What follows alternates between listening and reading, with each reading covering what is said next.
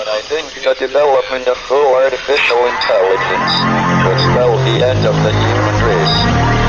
It's a flying object, and we don't know what it is. I would hope somebody is checking it out. It was a rocket or whatever, but incredibly fast, opposite direction. It was too fast to be an airplane. I'm glad the Pentagon is looking at this, because if it poses a threat, I want them on top of it. Well, the craft generates its own gravitational field. So you said there's lights in the sky?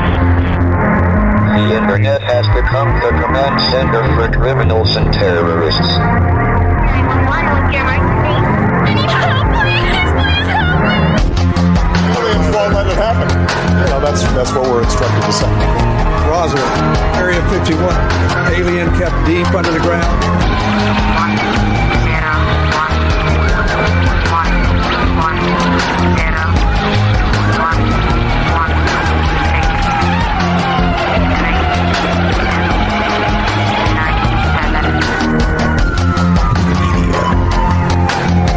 Doesn't have the most interesting one. The government is self-serving. You're here for a reason. You're listening to Troubled Minds Radio.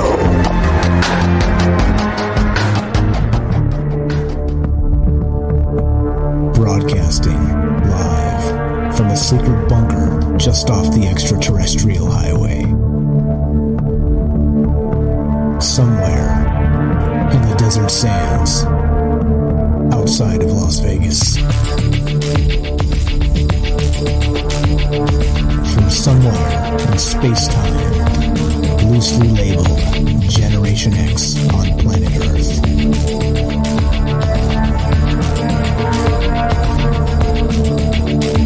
And asking questions of you in earnest into the digital darkness. Yo ho, and welcome to Troubled Minds Radio. I'm your host, Michael Strange, and this is the show where we get together and talk about all the things we're not allowed to talk about. You know what they are? Aliens, conspiracy, the paranormal, the government, academia, the 24-hour news cycle, propaganda, and the general feeling that we live in the upside down. This show is live. We are streaming live on Facebook, DLive, YouTube, and Periscope. We are broadcasting live on the Fringe FM for a special Saturday edition of Troubled Minds. Why Saturday, you ask? Well, I'm glad you asked.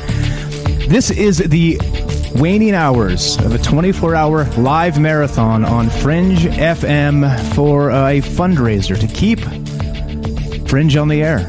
And the good news is, well, the goal was hit around noon or somewhere thereabouts. I woke up and was like, whoa, really? That was fast and amazing.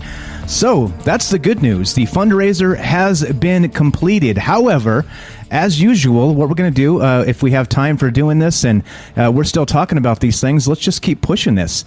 If you want to, again, like I know that people listen to radio shows at different times of the day, and people have been checking in and out of the Fringe FM Discord. I've been kind of watching things and listening on and off all day long.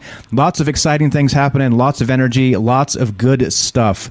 And if today listening to the Fringe doesn't make you feel the love about the conversations that we have on this station, I'm not sure what will. There's a whole lot here that happened that really kind of changes the paradigm of a lot of things, right? Clearly, the engaged audience, clearly the generosity of you folks out there that have ponied up some money to get Fringe back to Arkansas and as little downtime as possible and all the rest of that. That's what it's all about, right? It shows that we're appreciated. It shows that we're loved, and I'm sure it goes back probably tenfold because, like I said, like I always say, there's no Troubled Minds here. There's no Fringe. There's no any of this without all of you guys out there. And so that's why we do this. That's why we talk about these things because, well, you can't really go up to the water cooler and be like, oh, by the way, I had a lucid dream last night. And, well, yeah. So that's where we come in. The conversations are odd, okay? And that's good because it makes us think. It makes us consider our place in the universe, and that's what we do. That's really what this is all about. It's us getting together and trying to become better people, personally, better people together, and that's what we do, and that's what this is all about. So thank you again to everybody for your generosity today, and please, it's still going. So if you guys got a few bucks to kick in, like I said, if you've got years of entertainment and years of amazing things from the Fringe, right? The cost of a cup of coffee is absolutely nothing, and we would still appreciate that a lot. So where the goal has been hit, let's kick some more into the coffers and make sure that the Fringe is going to be rolling for quite some time here. So if you want to do that, just go to fringe.fm/donations, and that will give you a direct link. There's PayPal there, there's a Cash App, there's Venmo, there's all the things you would expect, and there's a, of course, GoFundMe right up there on the page, fringe.fm/donations. So get in there. Again, like if you ever felt generous and felt amazing about the things you hear on this radio station, now's the time. Show us a little bit with just a few bucks. Like I said, it doesn't have to be something amazing, but a cup of coffee surely is worth all of the hard work that gets put in and all of the amazing things that you guys get to hear on a nightly basis. So we would appreciate that quite a lot. Thank you so much, and let's go. So tonight, clearly, tonight's a little bit of a different show, right? Because clearly for that reason, number one, we're doing a Saturday show. It is a special part of a 24-hour marathon. Joe Roop has been at it for since last night about 1 a.m. and lots of funny stuff kind of came out of that conversation and all through the day. So I was thinking about what to do today. As usual, right? I'm sort of a procrastinator in that, only because I can't make up my mind. Sometimes there's too many good ideas, but it seems probably. Well, I'm going to just roll with it and say it seems that we should be talking about dream states tonight, and dreams, because, well, of course, sweet dreams to Joe Roop. And as we continue maybe burning down these final hours of the 24 hours here, that maybe we could lull Joe Roop to sleep with some talk of dream states and the rest of this stuff. So that's what we're going to do tonight, and that's what we're thinking about. And again, like I said, thank you so much for all the generosity and all the love today. It's been pouring out like crazy from all people all over the world. It's been pretty nuts. So thank you again for hanging out and doing our thing. And what we're going to do is we're going to do like we usually do. We're going to talk about dream states tonight. And I got this really funny internet web page. I'll share it with you guys. It's actually down in the YouTube links right now. And there's how they do these dream interpretations, right? Where they're like, well, if you have a beetle in your dreams, right, this is what it means. You know what I'm saying? There's like this entire lexicon of this dictionary of what all of this dream stuff means. And I was kind of just flipping through it because it's so many terms, it's thousands of terms, and I just had to chuckle. I just had to laugh because some of that stuff is pretty funny and amazing, and I think it would make for a great conversation tonight. So we're going to do some of that. But of course, as you know, this show is nothing without you, like I've always said, and so we're taking your phone calls tonight. As part of this conversation, dreams always seems to be one of our more popular shows because everybody has experience with that, right? Even if your experience is minimal, everybody out there has experience in dream states, lucid dreaming. What you think they mean? Is it simply like an REM, a dream state reset of the brain, or is it us dipping off into another dimension, if just but for a little while? And that's what's on deck tonight. That's what we're talking about, and just having a good time, just doing our thing and talking weird stuff and getting together. So if you want to be part of the show tonight, as always, we have an open phone line for you. Dial the number. We're changing numbers up now because, well, Joe's off for a second. We're going to use this phone number. Joe, if any point you want me to kick back over the other phone number, just let me know. We'll switch over to that. But if you want to be on the show tonight, 702-957-1037. That's 702-957-1037. And you can go join the Discord at troubledminds.org. That's the official website of this show. And there's a Discord link right on top of the page, so you can't miss it. Join the Discord. It's a free chat and voice client, and that's what's going on on. Also, please, if you want to see all the madness that's been happening today in the Fringe chat as well, go to the Fringe Discord, fringe.fm/chat. We'll give you a direct invite straight to the Fringe Discord, and you'll see all the craziness that's been going on in there today. Lots of love, lots of people getting together and having a good time. And in the end, isn't that what this is all about, right? All right, so let's begin, shall we? We're going to do our thing. We're going to stay on schedule here, and because we got people coming up after us, and we're gonna talk dreams. So as we continue, let's start it this way. Let's begin with some sweet dreams for Joe Roop. What kind of dreams do you think? So considering this. Imagine, right, like in your normal routine. Let's say you get, I don't know, let's say 6 to 8 hours of sleep per night, right? That's probably somewhere in the average. But let's say in a normal part of your routine, how often do you dream? All right. So just kind of considering what's happening with Joe a little bit tonight. Like I said, he's literally been awake all night and kind of doing some crazy radio stuff, and he keeps making fun of himself, saying he's mumbling and whatnot. But I'm not so sure. I think he's got a little more stamina than he lets on. But so the point is this: if you were in a regular pattern, right, regular routine, and you go to sleep, is it normal for you to have just a standard dream or not dream at all? And so the reason I'm asking that about a normal routine and the normal patterns that you guys may do or not do, I'm kind of looking at what if it gets thrown off? What if, like, for instance, Joe stayed up tons of hours here. We're going to be 24 hours going, and he was probably up before that. So let's say 30 hours, 36 hours. I don't even know. What kind of dreams do you think Joe Roop is going to have tonight? I'm going to hope sweet dreams, but what I'm really asking is not really to get into Joe's head here. What I am asking though is, do you think that if you have something that throws off your sleep schedule or your pattern, your regular pattern, do you think it affects your dreams and how that works? That's really the question tonight, what's on my mind. And as I said, we'll get into some other interesting, weird stuff as we go. So we're taking your phone calls, 702-957-1037, troubledminds.org. Let's go to James. We got a phone call already. Let's go to James. What's up, James? Paranormal. Salcedo Paranormal. How you doing, my friend? What's on your mind tonight? I'm okay. I'm glad to be here, and it's good to talk to you again. You as well. It was fun talking this morning. Late at night, early this morning. Yes, you as well. Welcome back. Yeah. So clearly you got a little bit of sleep, but what do you think about this dream state stuff? Do you think that Joe may have a hard time dreaming tonight, or do you think that he's going to have the craziest dreams of his entire life? How do you think this is going to go? I have no idea. I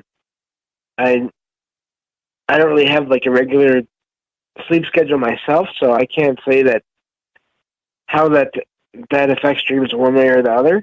But I do know I've had a couple of days myself on and off where I didn't get sleep for 24 hours or so, and I do think that can, depending on the person, I think that can lead to some more, I don't know, vivid or interesting dreams sometimes. But I think just like in the paranormal dreams, there's no way to say anything for sure. So it's hard to say. Gotcha. All right. So I can't remember. I know we did a show a while back kind of about lucid dreaming. Were you one of the folks who called and said you actually can lucid dream? Well, I think I'm not sure if it's lucid dreaming as much as it has been possibly out-of-body experiences, which I think are connected to dreams, or at least to the sleep, the altered states of being asleep and maybe dreaming and all that. So I think there's a whole, at least as far as most people are concerned, there's a whole realm of possibilities of what can happen in when you start to dream that are could be more than just regular dreams too. Not sure you wanted to go that way with it, but that's just one thing I've noticed over the years. No, that's the beauty of this show. beauty of the show is it's open-ended and you can kind of take it where you want to take it, as long as we don't go too far off the rails. But you're talking about dreams, so all of that fits into this conversation tonight.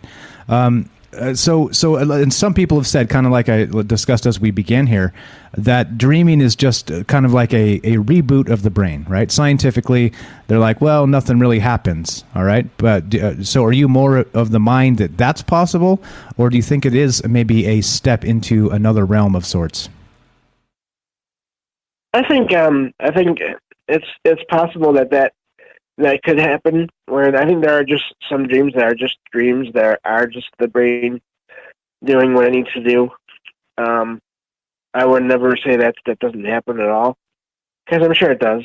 I can definitely feel the difference between, let's say, a regular dream where that may be happening and one of my other experiences, whether it be visitations from loved ones that passed on, or out-of-body experiences, or there's a feeling that what's going on is actually more real in these cases than there are in some of the other dreams, where I think that it's just like what you said, the brain is doing what it needs to do to process everything. So yeah, I think all things are possible, as always. I don't think there's ever one answer. I love the way you think. I love the way you think, for sure, because it is when you open up your mind to all the possibilities, you certainly don't leave anything not turned over, right? That's the best way to go, in my opinion. So have you ever had an interesting experience where you had maybe a lucid dream, or a like maybe you felt like you did maybe pass into another realm to explore maybe the ether or the astral plane or whatever it might be?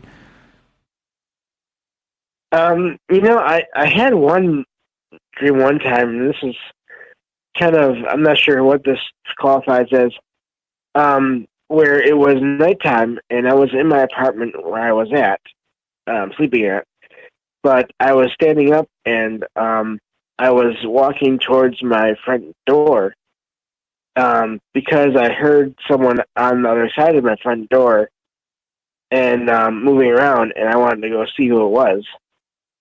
And I remember in the dream opening up the door a little bit, and then something basically pushing on the door as if it was trying to get in.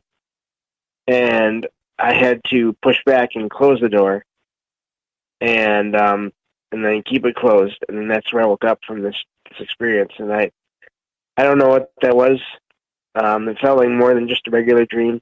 I do think that in some cases you can possibly make contact with either other beings or even just other parts of your own self. I don't know, but that dream, it definitely felt like there was something else there, and trying to get in to my apartment in that dream, which who knows if that was symbolism for trying to get to me for some reason, but that was a strange one, just because it felt so real, and it was so scary at the time, Gotcha. Yeah, I had some odd dreams last night too, but I'm not going to bore you guys with those. but so the reason I'm considering all this as well is if you're off your sleeping pattern, I think it may affect you. I think it may affect the way your brain is processing those things, and maybe you're more or less apt to dream, I guess, depending on the individual.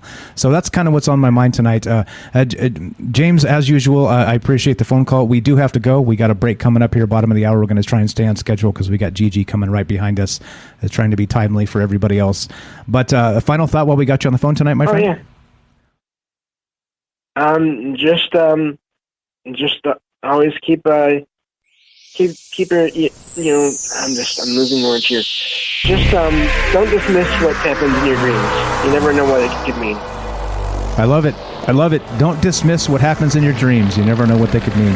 Thank you, James. I appreciate that. Everybody follow Salcedo Paranormal, a podcast by James here. Thanks, James. We'll talk to you soon. Have a great night, man. You too. Thank you. Thanks a lot. There you go. You guys want to be part of the show? Simple as that. Give us a call at 702-957-1037. That's 702-957-1037. And we're talking dream states. We're talking lucid dreaming. We're talking about all the things we love to consider Don't go anywhere. More Troubled Minds and Dreams and you after the break. We'll be right back.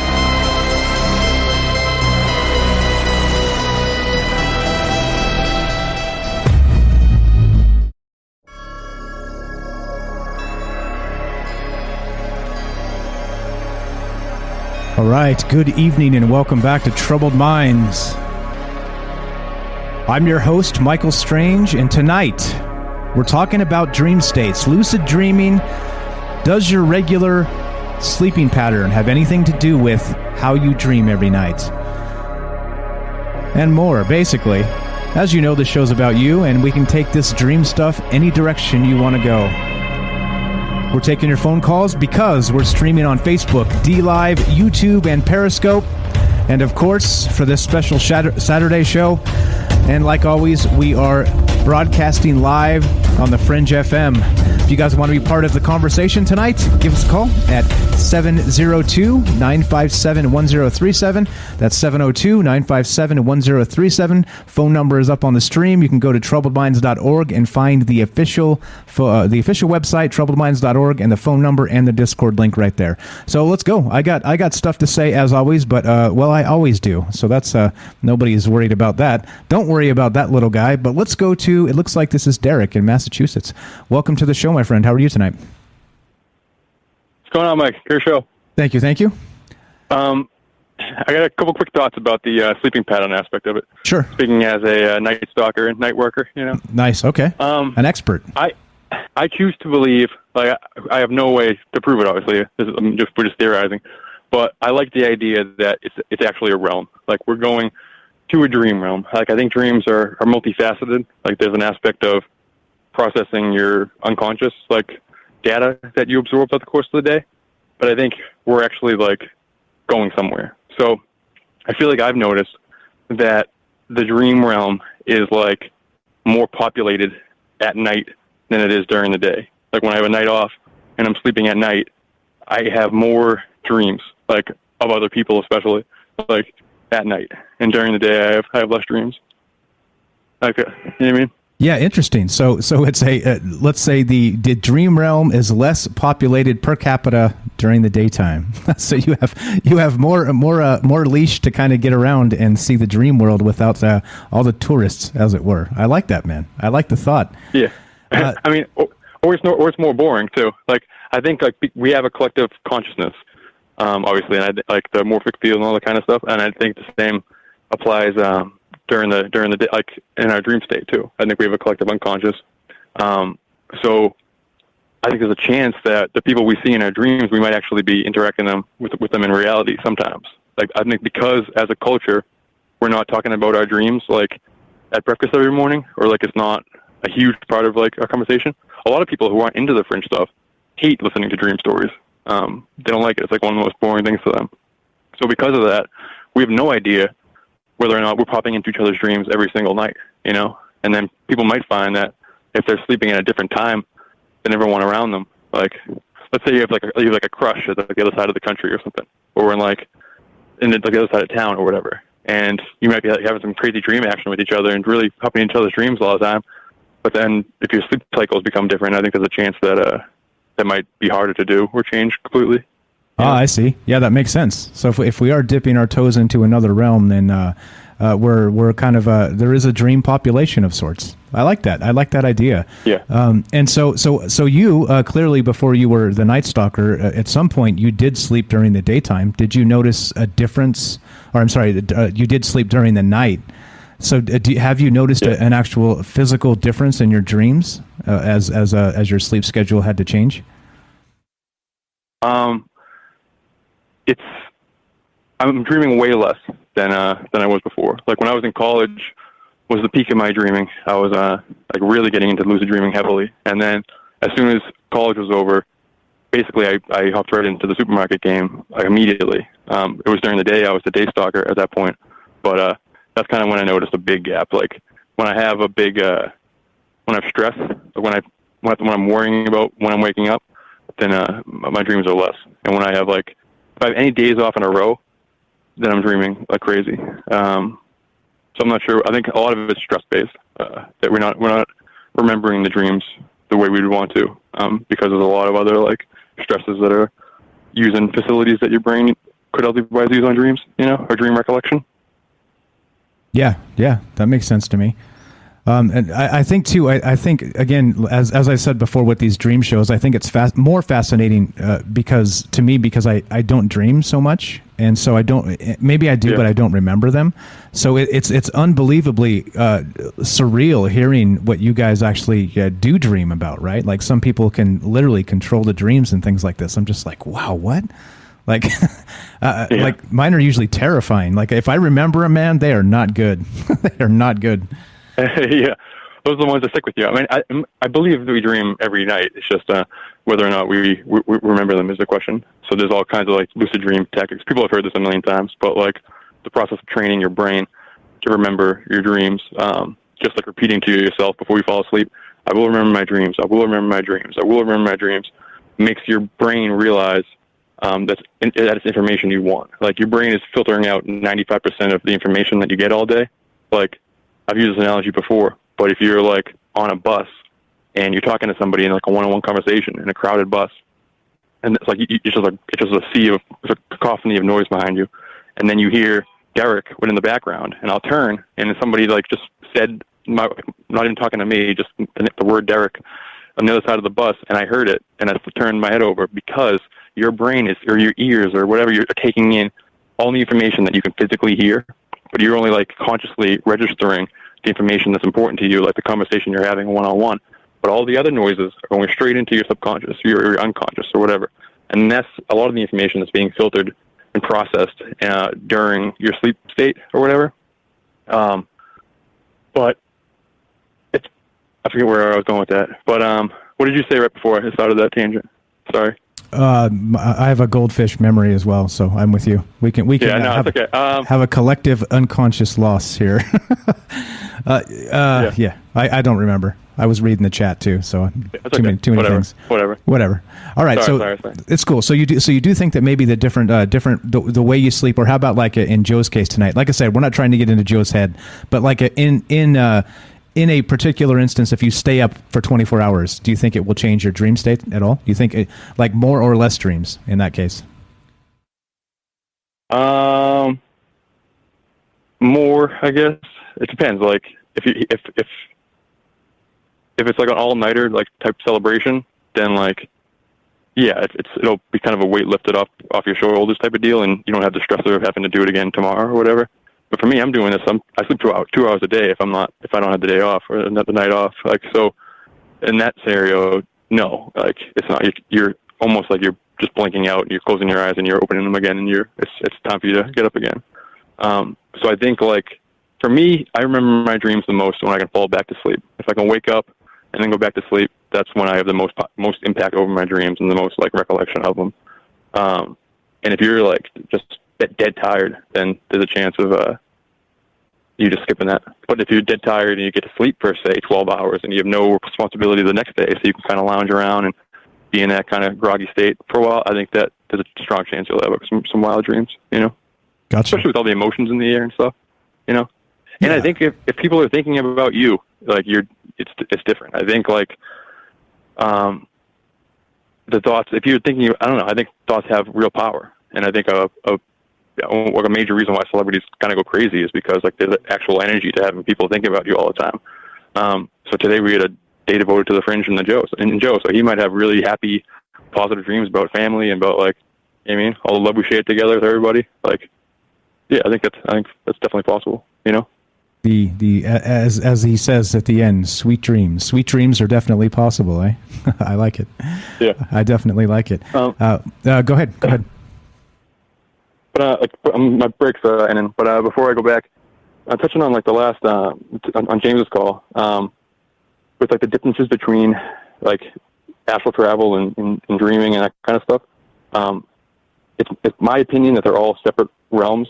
At least in like Terence McKenna talks about the idea that like even certain drugs seem to have different realms. That like drugs that are more popular have a more populated like the LSD realm is more populated than like the ketamine realm. He gives the example of, and it's like the ketamine realm is not as many people doing it, so it's more of like an open world. And And I think that's just one example, like within the psychedelic realms. But I think the astral plane, the dream realm, the spectral realm, they're all different, and they rub against each other. And you can access one through the other, and they might look similar in comparison to what we are in a waking state. But I think they're all separate things. And if you want, I can read real quick, just like the quick how Marvel differentiates between the astral plane and dream time, if you want. Yeah, sure. Let's hear it. In Marvel, the dream time and like their cosmology in Marvel, like sometimes I just like will Wikipedia different things and I'll go in this deep dive without even reading the comics, just go down in the cosmology because it's absolutely ridiculous and it's all based on actual mythology. So for Marvel, the dream time is the collective of unconscious of all sentient beings in the universe. From the dream time, it's possible to access anywhere gods live by the fringe of a species' collective unconscious through the heart of dream time. It borders the Alcara, the home of the Aboriginal gods. It borders the it borders the astral plane.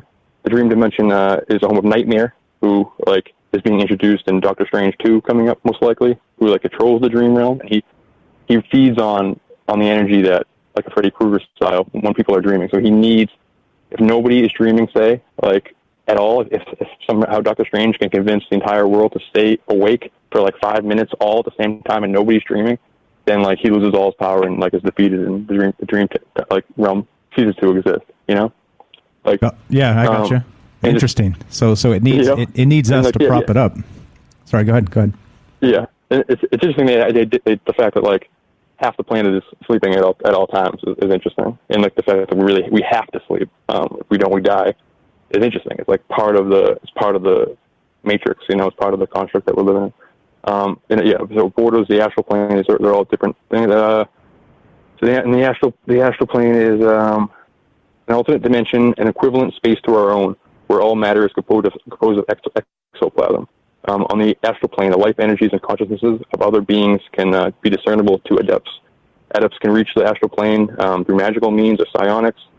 They have an astral body, all kinds of Lovecraft stuff. Essentially, like they believe in Marvel Universe, the astral plane is a facsimile version of our 3D plane, and the Dreamtime realm is like it's a separate room with all the mishmash. It's like the imagination realm in South Park, or just all the ideas and the separate thoughts of humanity, you know. And they bleed together. You can access one through the other, and I think that's true. I think you can astral project from inside the dream realm, and maybe vice versa. Fall asleep while you're trying to astral project. I don't know. That will probably be harder, you know. But you know what I mean? Yeah. We're talking about Joe a lot, like what's remote viewing versus what's astral projection. And like it seems like it's not exactly like this, but it seems like part of it is when you're astral projecting, you're going to another place that's like a facsimile of this version. So the actions that are happening on the astral plane might not have like an exact counter in the physical world, but if you're remote viewing, like the military and the CIA claims to do more, like a lot, you're like spying on actual people. Like I can remote view and see like what somebody's doing right now. Whereas like, from astral projecting, it's a different process. I think you can do it both ways, but the process, the way we go about it might be different. You know, a different paths to the same house. You know. Yeah, makes sense. Makes sense to me. I think interesting how some of the fiction seems to piece together some of that esoterics, right? From actual the old days. Fascinating stuff. Always great. We got to run, man. We got 3 calls behind you. It looks like the board's filling up. But I'm sorry. You're good, man. Sorry. You're good. You're good. You're good, bro. You're good, bro. Derek from Massachusetts, the Night Stalker. Thank you for the call. Always a great information, my friend. You're good, man. You're good. How would you know if I don't tell you? You're good. Have a great night, man. Thanks for listening. We'll talk to you soon. There you go. It wasn't like that. Don't feel that way. I just want to make sure we get to these guys. So let's go. That was, again, as always, Derek from Massachusetts, the Night Stalker. Amazing calls, great takes on everything, and I love to hear that stuff. So let's go. Thank you for being patient with us on the phones. Let's go to, looks like this is a Utah number. You're on Troubled Minds with Mike. What's your first name, and where are you calling from? Lacey. I'm calling from Utah. Lacey in Utah. How are you, my friend? I am good. How are you? Doing very well. Thank you for calling. What's on your mind tonight? What do you think about this, the crazy dream stuff we're talking about? So I used to dream all the time as a kid. I used to lucid dream, wake up, and be able to put myself right back in and manipulate it. And it was the best part of my life as a kid. I would get up and I would go to school and tell people about my dreams, especially if they were in them, because I wanted to know if they had dreams about me as well, that kind of consciousness mindset. If I'm dreaming about you, were you dreaming about me? And and another part that the last caller said, or Night Stalker was saying, is he doesn't dream very much during the day. When I worked night shift, I would have the most crazy, insane dreams. And they were always, I could manipulate them. So if it was taking a turn I didn't like, I would just switch it back around and try to have fun with it. But in 2015, I think, 2014, there was, I guess you'd say, like a trauma in my life. And when I would dream, I would have these nightmares. And I knew that I could change it. I knew I had that possibility too. But I was so terrified, I just kind of shut down and stopped dreaming. So I really wanted to get back to dreaming. I started dreaming or journaling my dreams, or let me go back. I think it was last September, Utah had an earthquake, and I actually had a dream. So I went, I don't know how many years without dreaming to having a dream, and there was an earthquake on that same day. But I didn't know until the next day, because I don't listen to the news or pay attention to the news. But when I went back to work, everyone was like, oh, earthquake. And I was like, oh, that's crazy. I dreamt about an earthquake. Holy cow. So I started journaling my dreams if I would have them, which would be like once a month, maybe, if I was lucky. And then on one of the Lighting the Void episodes, it was about floating and sensory deprivation. The guy was saying, if you can give up all your vices, like coffee, cannabis, sex, kind of get back to that childhood state, then you would have more childlike mentality. So I was like, yeah, when I was a kid, my dreams were good. So let's do that. So I've been journaling about, different things I'm eating or ways I'm sleeping, how many hours of sleep I'm getting. And honestly, I don't think that it matters. I haven't really noticed much change in how often I'm dreaming or how often I'm remembering them up until this last month or so. And I've been doing more fasting. I've been drinking less coffee. I've been smoking less cannabis. So I don't know if, how much I think that when you're getting less sleep and you're going to have less sleep, oh man, I got to get up in 4 hours, your dreams are more intense. But I don't think that how much you sleep is really, or how much I sleep, I should say, is really affecting how many dreams I have in a night or how many times I remember my dreams when I wake. Gotcha. I do like that you're tracking this and you're trying to find out how to get this dream state talent back. And I like how you're saying it's kind of like if you want to have Peter Pan dreams, you kind of got to act like a kid again and cut out all the things that may be blocking that, right? I love that thought. That's kind of a way to trim us back to where we came from, right? Before we had all the stress and all the weirdness in our lives as we grow up. Maybe that's the pureness that we lose, right? I love it. I'm glad you're keeping track of this. Lacey, we do have more calls behind you, so we got to go. But can you do me a favor? We do dream shows from time to time. Can you call back and let us know as you chronicle these dreams how it seems to be shaping up as you get more data? I'd love to hear how this goes. Yeah, for sure. Right on. I appreciate it so much. Thank you again for being part of the show. Thanks for calling tonight. Thanks for listening. And we'll talk to you soon. Have a fantastic evening. Okay. Thanks a lot. There you go. Lacey in Utah. Good stuff. Actually chronicling dreams. I'm not disciplined enough to do that, but other people are, as you can tell. So thank you. Great call, Lacey. Looking forward to hearing where that comes down as you get more of that data. Let's go to Jack in Wisconsin. What's up, Jack? You're on Trouble Minds with Mike. How are you, my friend? Jack, 1-2. You're up, buddy. Hey, Mike, you hear me? Yeah, I hear you just fine. Go right ahead, sir. What's on your mind? We got about 3 or 4 minutes before we got to take a break. Yeah, do you hear me? Yes. You hear me, Mike? Yes. Oh, Go. okay. Can you hear me? Hey, I just wanted to reiterate my... Can you hear me now? I've heard you the whole time, man. Hello? Go right ahead. Hello, Mike? Hello? Can you hear me? Jack, I hear you. Jack, I hear okay. I was going to say, I want to reiterate what I brought up a few weeks ago when I that, on our phones nowadays, we can set our alarms, right? And when we set our alarms, we can set our alarms to have like a full volume to wake us the heck up right away, or we can set our alarms like very like small minimum volume. So my suggestion to everybody is if you want to learn how to astral travel, if you want to try to remember your dreams, if you just set your alarm, like maybe if you normally wake up at 10 o'clock or whatever, you set it like a little bit, like maybe an hour before that, and you set it at the minimum volume. And then every 10 minutes it just increases and increases, because if you don't answer your phone, it's going to keep ringing, but it's going to keep ringing at that minimum volume. So it can kind of bring you out of the dream like very slowly, instead of just like a herky-jerky where you're waking up and you're just like, oh, what the heck was that? And then you're trying to remember your dream. But this way it can kind of gradually kind of wake you up. So like I suggest, like on a day off or something, instead of, doing it on a day where you have to wake up for work or something, you do it on a day off where you just kind of gradually wake up from whatever, like, oh, okay, I've been asleep for 7 hours. I'm going to set my alarm for, this many, whatever.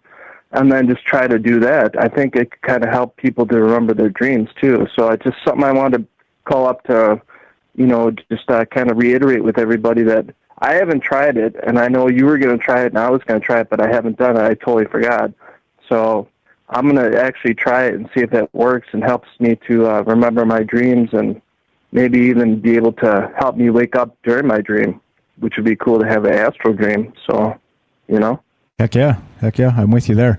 Fantastic stuff. I appreciate it. Men love to you, Jack. I love you. Love to you, Jack. Jack in the chat said, Mike doesn't love me anymore.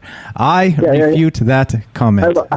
Thanks, Jack. I appreciate the call. Well, I know I didn't see you shut me out, so I was like, oh, Mike got me. Mike forgot me. I got to give him a bunch of hearts. I got to let you know, like, I still love you and everything. But like I said, even to the last caller, like, if she wants to, try to, like, kind of experiment with that and, like, maybe set, an alarm an hour before she's supposed to wake up, and just kind of, a little bit, but by a little bit, be able to wake up. Might be able to remember your dreams. That's it, I'll let you know. Gotcha. We got to go, man. We're out of time. I appreciate the call, Jack. Thank you for the good stuff. We'll talk to you soon, okay? Have a great night.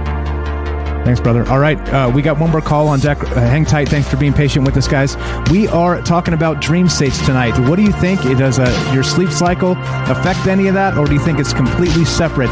You want to be part of the show? 702-957-1037. That's 702-957-1037. This is Troubled Minds. I'm Michael Strange.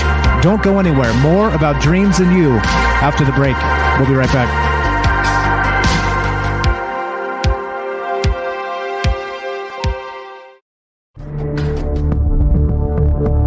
Broadcasting live from a secret bunker just off the extraterrestrial highway.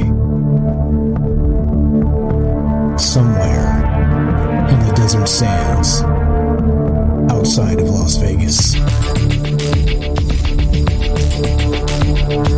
From somewhere in space-time, loosely labeled Generation X on planet Earth.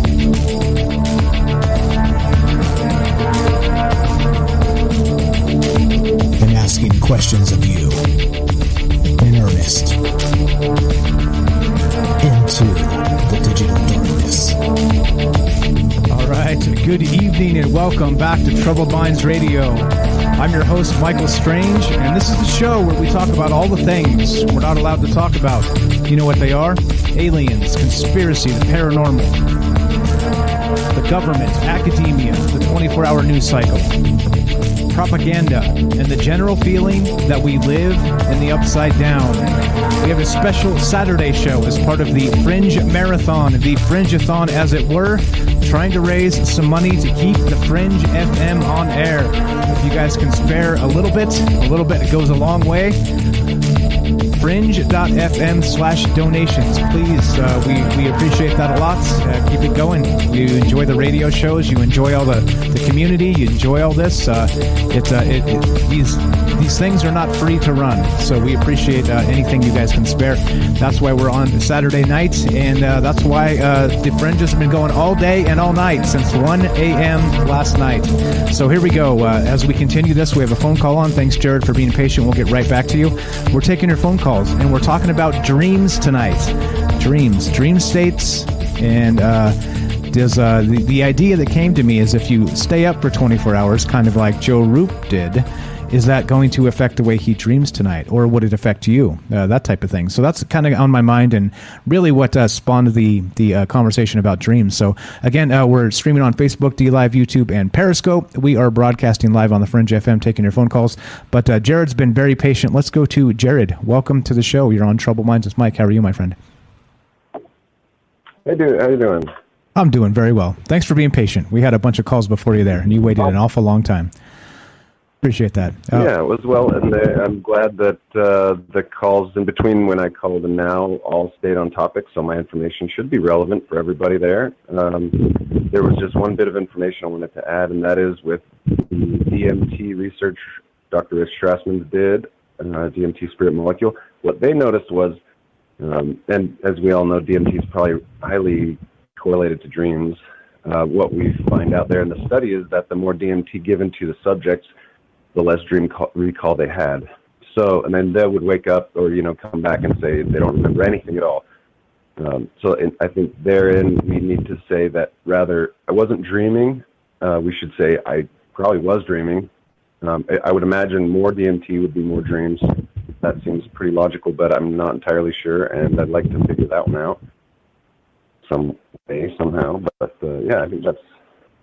Yeah, so, okay, so the... dreaming more than you think. So let me get it right. So the study said that the more DMT, the less dream remembering is what was happening? Well, yeah, I mean, and we're not sure what the DMT high is exactly, but it seems to be a lot like dreams, and it also seems to be linked to our dreams when we're not taking it endogenously, or when we are taking it, is that endogenous when we make the chemicals ourselves? Yeah, should apply there too. So I see. Okay, fantastic. I hadn't heard of this. And who's the study by? One more time, so I can look this up. That would be Dr. Rick Strassman, and he did a book, the DMT, the spirit molecule. There was also a movie documentary made, and Joe Rogan commentated on it. So it's pretty, out there, but. The book, I'd say, gives the most information. Read the book. Gotcha. Sure. Gotcha. Okay. So, do you have any takes on the rest of this stuff on where we go, whether it's a DMT trip or whether it's a dream state? Do you think it's all sort of locked into our mind as some sort of a chemical wish-washy composition, or do you think it is, as some people have suggested, that maybe we do possibly step outside of the realm we're in into something else entirely? It's possible.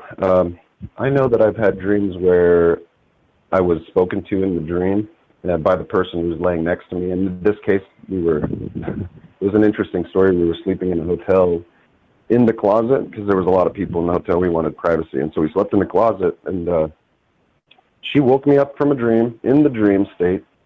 I woke her up. I said, "What did you say?" And she said, "Oh, I don't know." And then I realized we were like suffocating because the closet was just completely sealed. And we had shut the door. And so we were like gonna die. And I'm pretty sure in her dream, she came to me and said, "Hey," well, actually she said, "Hey," like 5 times. It took a while to wake me up. And she finally said, I said, "What?" And she said, open the door, and that was really it. But then I woke her up right after that, because I woke up myself, and she wasn't there. She woke up. You know, we were both asleep when I got that communication, but it may have saved our lives. So who knows? Wow, that's another story right there. That's one of those ones, right? So do we share the dream states? I know some of that, Joe Rogan talks about this stuff a lot, like you said there. And, Alex Jones has said that people that have, do these ayahuasca experiences as well, they're able to somehow have the same visions. So curiously, right, if we put a particular chemical in the right place in our brain, that maybe we do somehow reach out to whoever's nearest us and share some bizarre dream experience. That's wild, man. That is wild. And it possibly saved your life even. That's just that's amazing. So yeah, right. So yeah. There is something probably a little more mystical going on here than just like the brain rebooting itself, going through some bad memories or bad subconscious thoughts or whatever. Craziness, huh? Yeah, it's like there's a connection to reality from the dream, and it's not just through what we see of it. That maybe an absolute reality exists and we can kind of tap in, but it's not always accurate. And sometimes a friend will call you and say, "Oh, I had a dream about you and this and that," and it may not be anything at all, or it may be something you've already avoided, or whatever it is. But it could be all possible realities, or it could be just viewing the absolute reality. Who knows? I think that I think that we are all connected in our dreams. We could see each other in our dreams, and we can even do this in waking life. I'd like to slide the topic over just a little bit to, remote viewing. Sure. I would encourage everybody here, if you've got friends that you like to talk to about all this stuff, get together one night and do a remote viewing experience where half of you, disappear off to somewhere else in the neighborhood, and you go and arrive at somewhere you all, kind of get to somewhere, and then decide to draw what you're looking at somewhere, and then leave the other half of the people in the room or in the house to, try to pick up on that signal and just kind of zone out, and then, try and somehow remote view that thing. And man, you'll know, when we did this, we all noticed something. There were little instances where what you'd drawn was so similar to what the other person had drawn while they were out there that you can't help but believe that it was you seeing it from your own mind, through their eyes or whatever. But this happened to me. We did this, and it was a really awesome experience. At one point, when I was at home drawing, and when my friends were all out, I drew a line through, dividing everything I had drawn up until that point, and made a new drawing. And I wrote I drew one simple line on it. And it just so happened that drawing, it was so uncanny. My friend, who was off at this lampshade store, whatever, drawing their logo, he stopped and he said, "Okay, this one is for Jared only. I am sending this message only to Jared." And somehow I drew that, it's so crazy, but I drew the logo that he was drawing almost perfectly. I didn't get both sides symmetrical, and I only drew one of the two sides. But I'm telling you, it was absolutely uncanny that, he sent me that message. When he saw that message, he said, "I can't believe it." He was now a believer, I should say. Holy smokes. So the message came through, and remote viewing is real.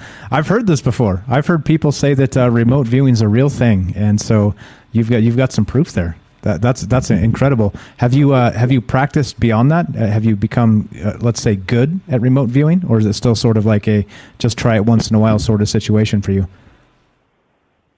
I haven't actually tried to really practicing myself. I have done a lot of, not done intentionally, but I've had instances where across the state border, "Oh, look, I'm coming back home to Utah now, think about my romantic interest," and then literally, half a mile later, she calls on the phone. That was pretty interesting. I think that things like that show us that it can be done. And while I haven't really tried to practice and get good, I have done a lot to notice what just happened naturally. That's pretty amazing stuff. Like I said, I've heard, this isn't the first time I've heard somebody say this works. People out there have tried it, and sometimes pick it up right away and say that this is something that can be done, and others are struggle and just give up and say no, this is not a real thing. So yeah, amazing stuff. I appreciate the call. You're a first time caller to Troubled Minds, am I right? Yeah, I am. Nice. Thank you for calling and sharing your thoughts with us tonight. Anything else while we got you on the phone? That's really it. I really appreciate the show. I'm totally glad you guys made your goals, and I'm looking forward to more. Thank you very much. Appreciate your input. Thank you for listening, and I look forward to speaking with you in the future soon, okay? Have a great night, Jared. Thanks a lot. Okay. See you. Thanks, Mike. Thanks a lot. There you go. Simple as that. See, we're talking about dreams tonight. That was Jared from Utah, and look, remote viewing is real. And this is exactly why we do these sorts of things, because we get people who have tried these things. We get people who have had these synchronicities happen in their lives. And like I've always said, right? Like, sure, fine, you can go to the experts, or you can go to folks who've done studies and the rest of this. But there's nothing quite like just putting the feelers out to people, right? To people, to regular, ordinary people, and seeing what happens. Well, in this case, you guys are listening to the Fringe and Troubled Minds, so you're extraordinary people, of course. But if you put it out there, the feelers out to as many people as possible, and ask these questions, I always call this the wisdom of the crowd. I think that the stories that you guys bring in is going to be more accurate than any of these experts that have debunked this, or claim to be flying in the ether as they dream every night. Right? If it's happening to just us, just little old us, well, this stuff has to be real, right? Yeah, I got you, Daryl. Just call back in, and we'll put you on. So we're talking about dream states tonight. This is one of the shows we do that people are extremely interested in. Like I said, because everybody has an experience with this, whether it's something real or something perceived or some trick of the mind. However you want to really describe this, it's an amazing thing, is it not? This dream state and this conversation.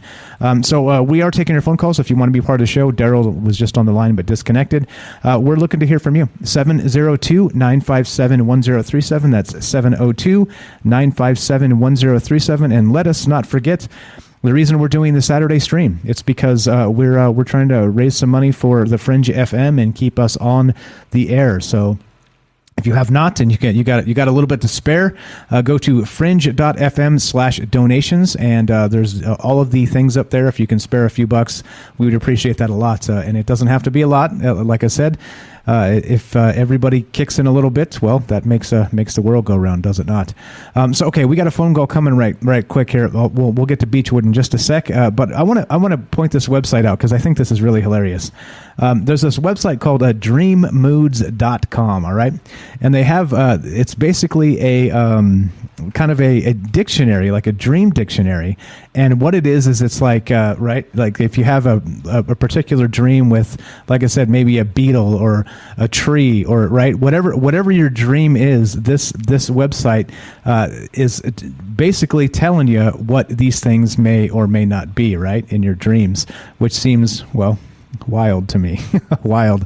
So I'm linking this in the chat, and you guys can check this out yourself. But I'm just going to read just a couple of these because it's too funny to leave out of this show. It's just it's amazing, hilarious, and yeah, that's what we're doing. So here we go. Let's look at this. I'm going to go just to let's just randomly pick a letter here. We're going to go to the letter G and see what comes up. All right. We got let's see. Gale, gallows, gambling. Here we go. So if gambling is in your dream, I'm going to put this on this real quick. Hang tight, Beechwood. We'll get to you in just a sec. If gambling is in your dream, they say this is what it means right here. And again, like there's all kinds of words and phrases and things in here that you can look up, and it's a little bit wild. But gambling. To dream that you are gambling suggests that you are too impulsive and relying too much on fate. You are not taking responsibility for your own decisions or actions. Alternatively, the dream symbolizes risk-taking activities. If you are not a gambler and dream that you are gambling, it denotes that you need to take a chance or let up on yourself. Be a little more spontaneous. And some other stuff, right? If you're at a garage sale, this is another funny one. To hold or be at a garage sale in your dream indicates that you are recycling past experiences and finding use for your old skills and ideas. You are learning from your past and making productive use of the lessons you have learned. And we could do this all night. This website is amazing. I've linked it if you guys want to check it out. Like I said, are you guys, do you think there's something to that? Do you think there's something to being able to maybe tear up a dream into its component parts and be able to identify what's happening within that dream based on something like this? I think it's fascinating. I think it's good to consider, and it's entertaining as hell. I'll give it that.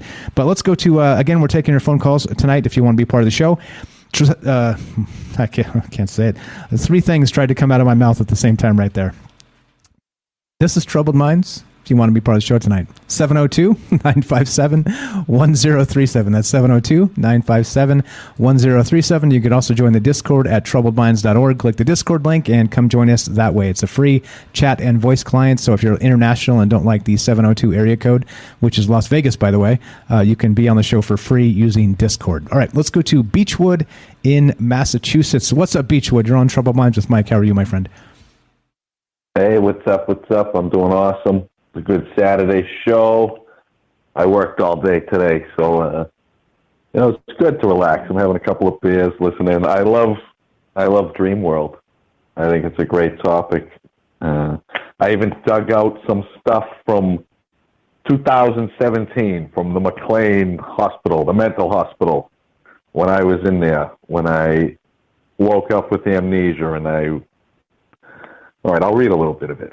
Okay. It says, in this brief first hospitalization of this 31-year-old single male, daily cannabis, no other psychiatric history, brought to an outside emergency room by EMS after being found in his underwear on his neighbor's porch, reporting that he was Jesus.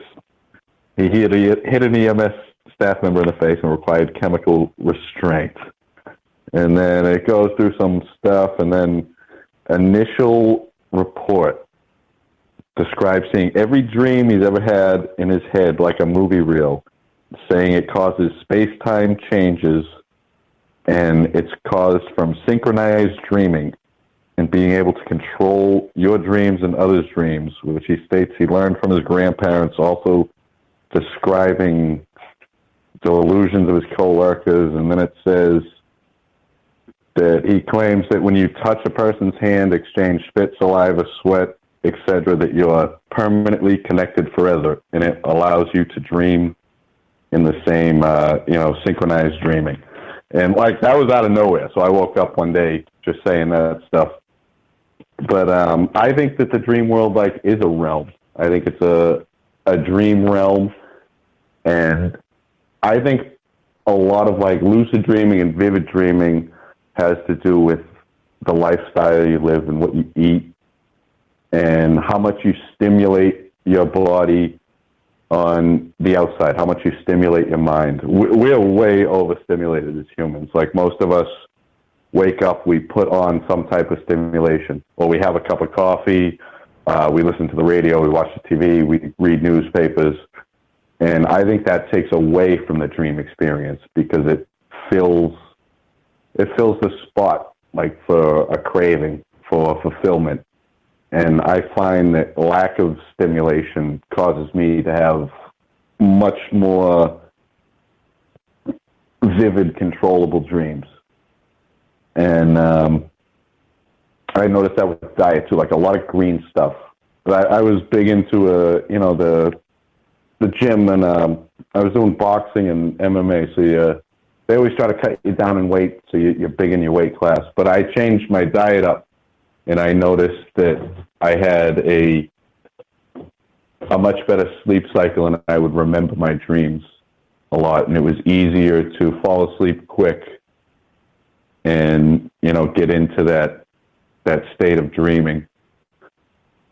But it's as far as the dream books and what their interpretation is of stuff. I think some of them might be right. I think they're a little cool. Some of them are funny. But I don't think they've evolved with the human race on the same timeline, because I assume people have been dreaming since the dawn of mankind. I have dogs. My dogs dream. I know they dream. You know, they twitch and bark, and yep. So we know that, you know, dreaming has existed for a long time. That state of mind, what it's for, it like doctors say, it's for your brain to reboot, to recover, to filter out information that you don't need and keep important information.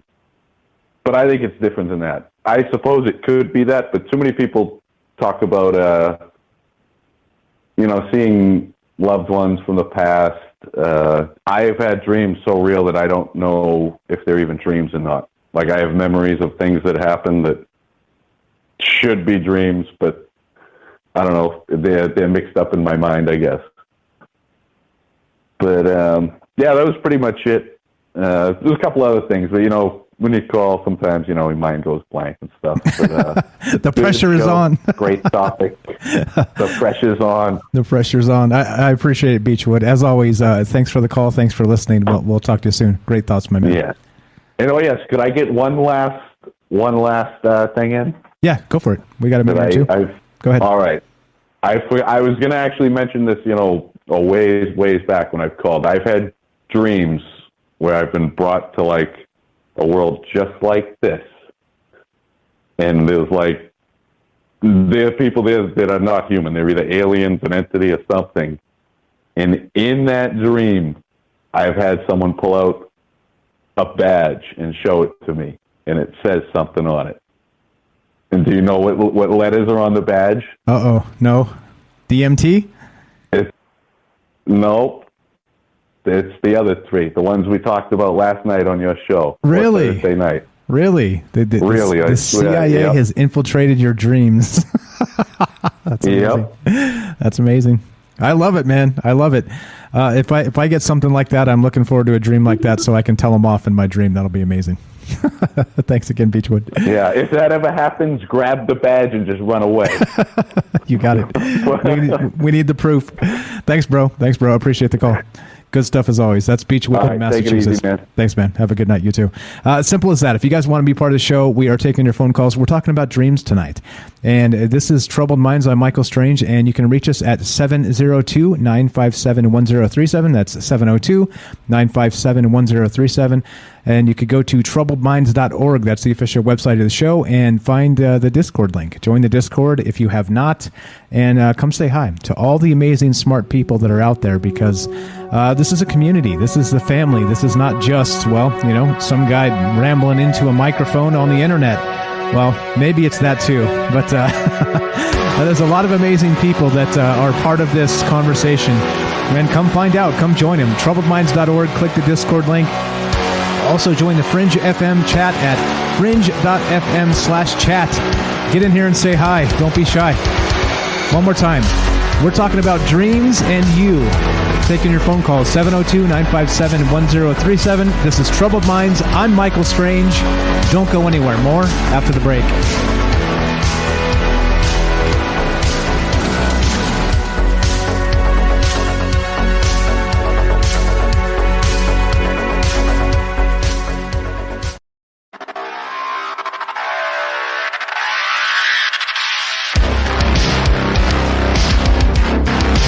All right, welcome back to Troubled Minds. We are... wait, I think I should probably say I'm Michael Strange. We're streaming on Facebook, DLive, YouTube, and Periscope. We are broadcasting live on the Fringe FM, and we're looking for your help to keep the Fringe on air. Fringe.fm/donations. Please, if you can spare a little bit, go join the club of all the amazing people that have contributed to keeping the Fringe on air. Fringe.fm/donations. And tonight we're talking about dreams, because, well, Joe Roop has stayed up all night, and, well, maybe he's having sweet dreams as we speak. And what do you think dreams are? Is it, again, as simplistic as the brain rebooting, or do you think possibly we actually step into other realms when we dream? That's part of the conversation tonight as we consider all the things like we always do on this show, and we love to include you, basically. Now, I always say I have no inside sources except all of you guys, and it's an amazing thing because, as I've stated many times before, and I'll continue to, the wisdom of the crowd will outdo the experts all day, every day, in my opinion. So we get enough of us together to talk about this amazing stuff. I think we have a hell of a shot at actually getting closer to a perceived truth, let's say. So anyway, 702-957-1037 if you want to be part of the show. Troubledminds.org is the official website. You can find the phone number and the Discord link there. Let's go to Robert in Pennsylvania. What's up, Robert? You're on Troubled Minds with Mike. How are you tonight? Fine. How are you, Michael? I'm doing very well. Happy Saturday to you. What do you think about this this crazy dream stuff? It's really not crazy. As far as the research done on it and the scientific myth that when we fall asleep, our dreams all amount to just our brains sorting through and absorbing what we learned every day, and like some kind of hard drive, is absolutely ludicrous. Dreams are school. All right? We go back to school when we go to sleep. All right? We are all creators of our own reality.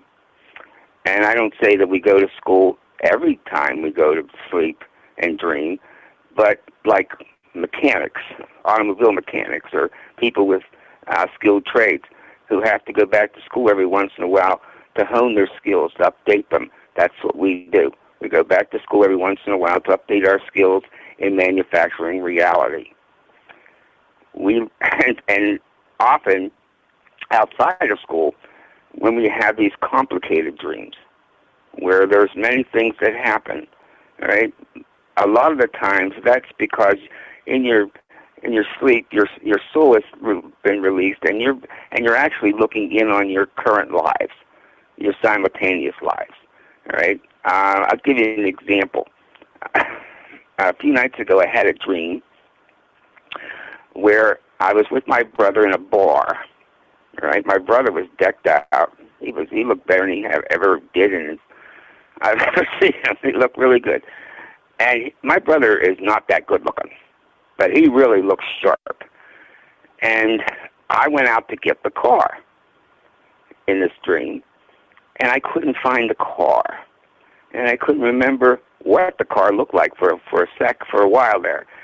And then I looked, and I finally realized the car had been stolen.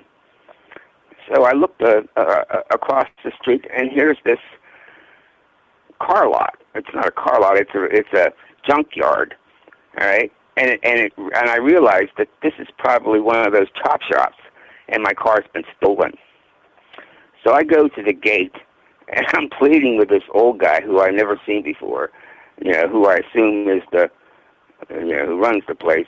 I need my car. We got to get back home. And he's just looking at me like, forget it, buddy. So I look across the street, and there's a dial phone.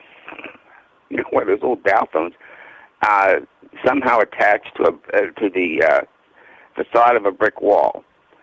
And I go over and I'm dialing, and I'm hearing some voices at the end. There's a bunch of conversations going on, and I'm trying to tell, please stop talking. I need to report to the police that my car's been stolen. Anyway, that ends, and I wind up going and somehow climbing the fence and getting into this chop shop. And I go in, and there's this building, and I go in, and inside the building, it's like inside of some kind of plant.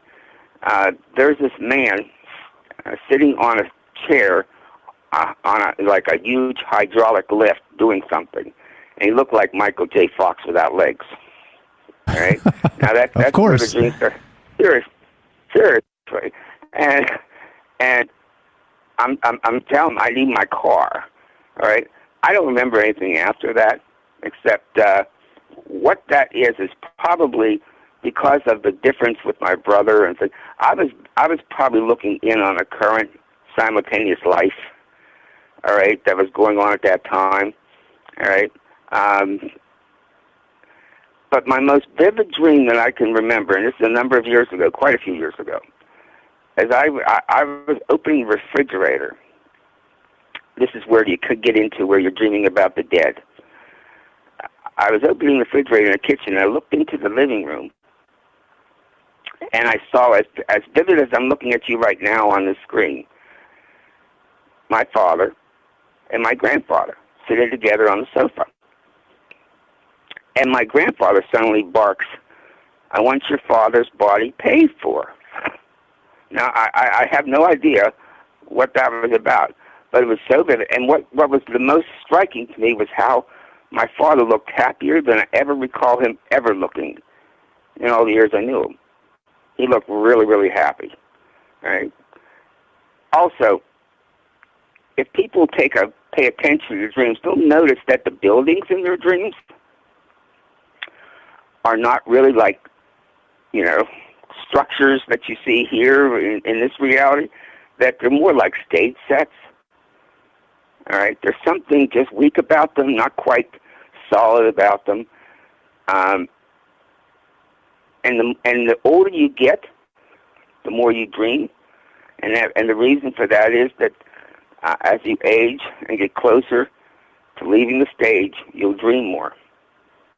You'll dream more often than you ever have in your younger life, because those kinds of dreams prepare you to move into the next world.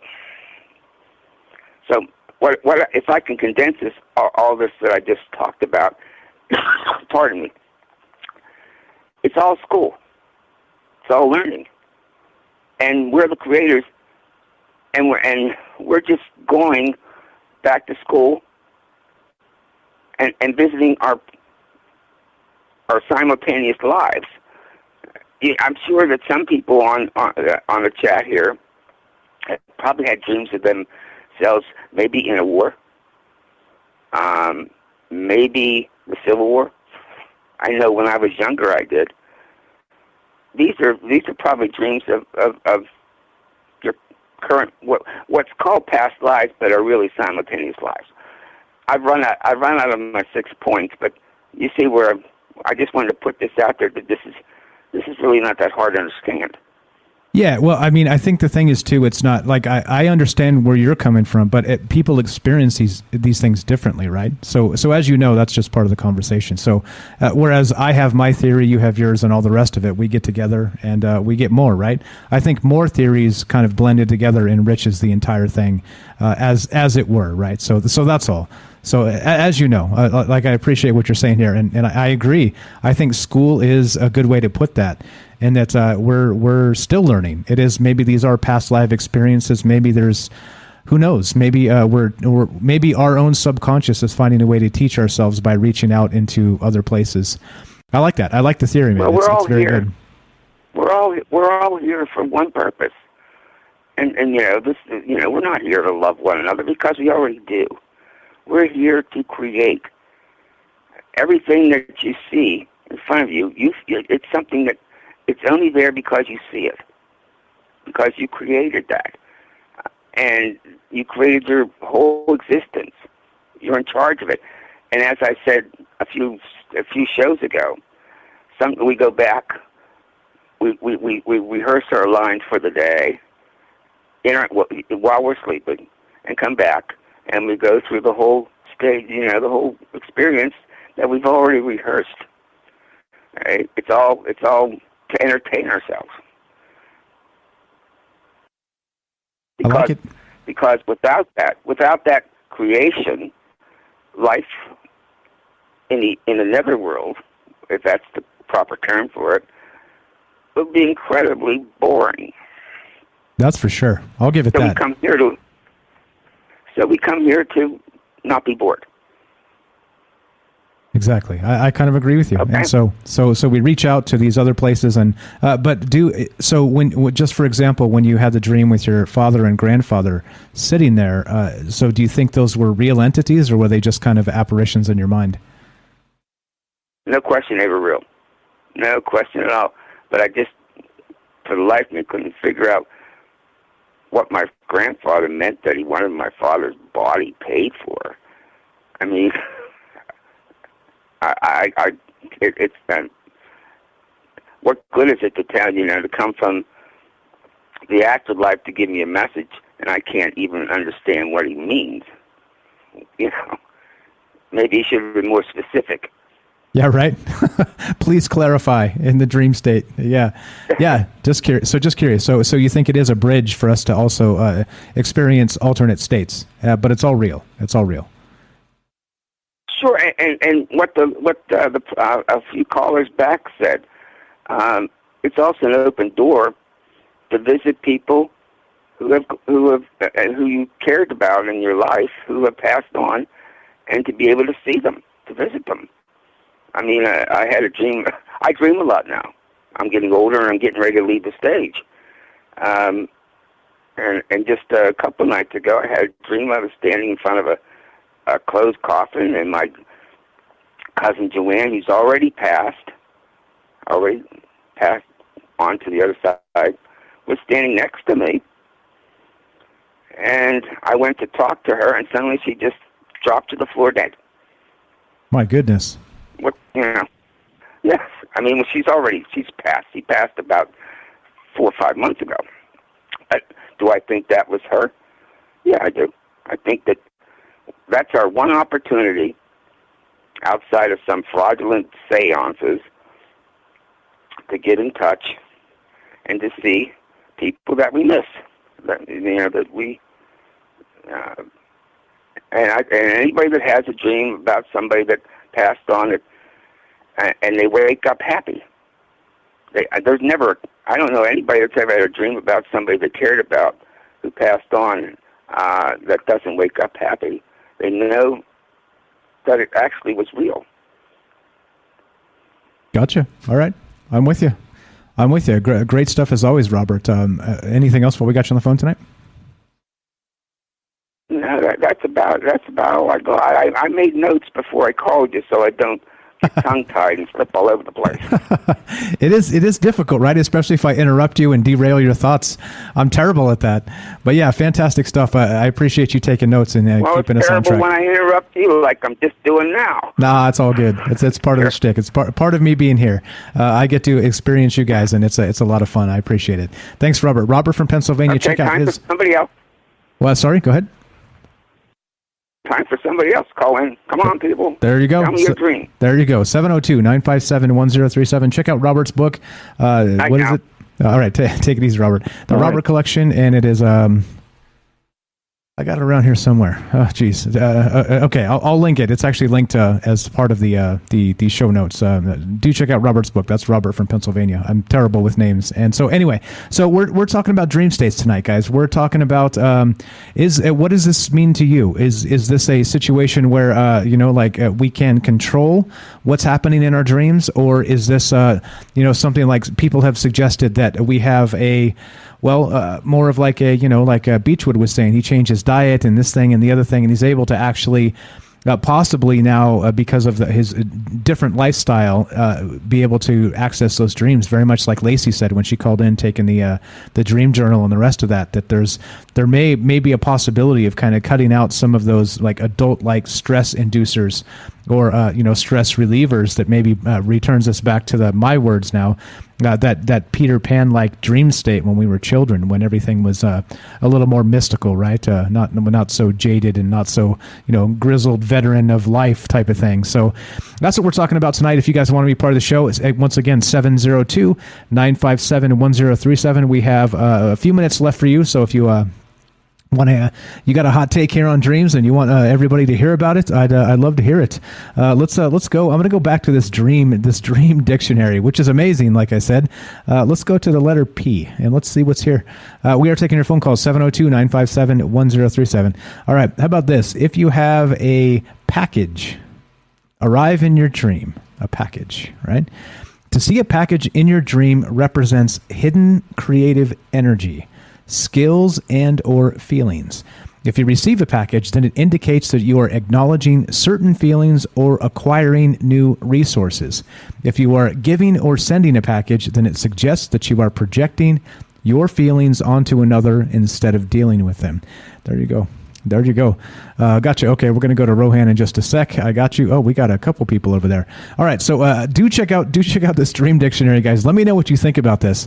Do you think this is a voodoo hogwash, or do you think there's actually something behind, a particular thing happening in a particular dream, and you can quantify it as such through this type of dream dictionary? I think this is amazing. Tons of fun, and yeah, I love it.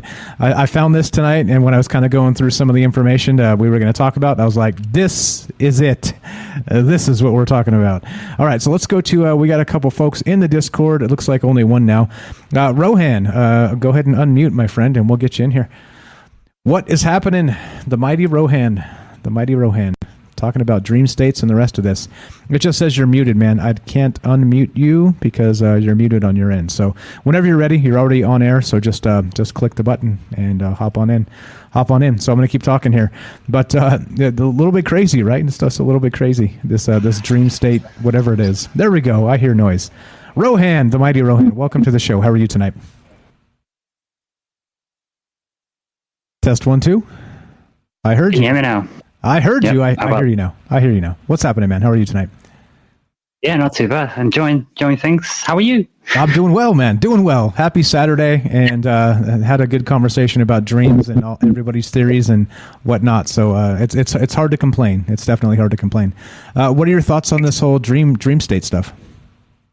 Well, actually, I was fortunate enough to interview with Joe, a lady called Teresa Chung, who's a British. She'd just done an interview on the BBC and then came on here, and she didn't have to tone it down as much. And I thought that was definitely worth a look, because she was made some really great points about the interpretations.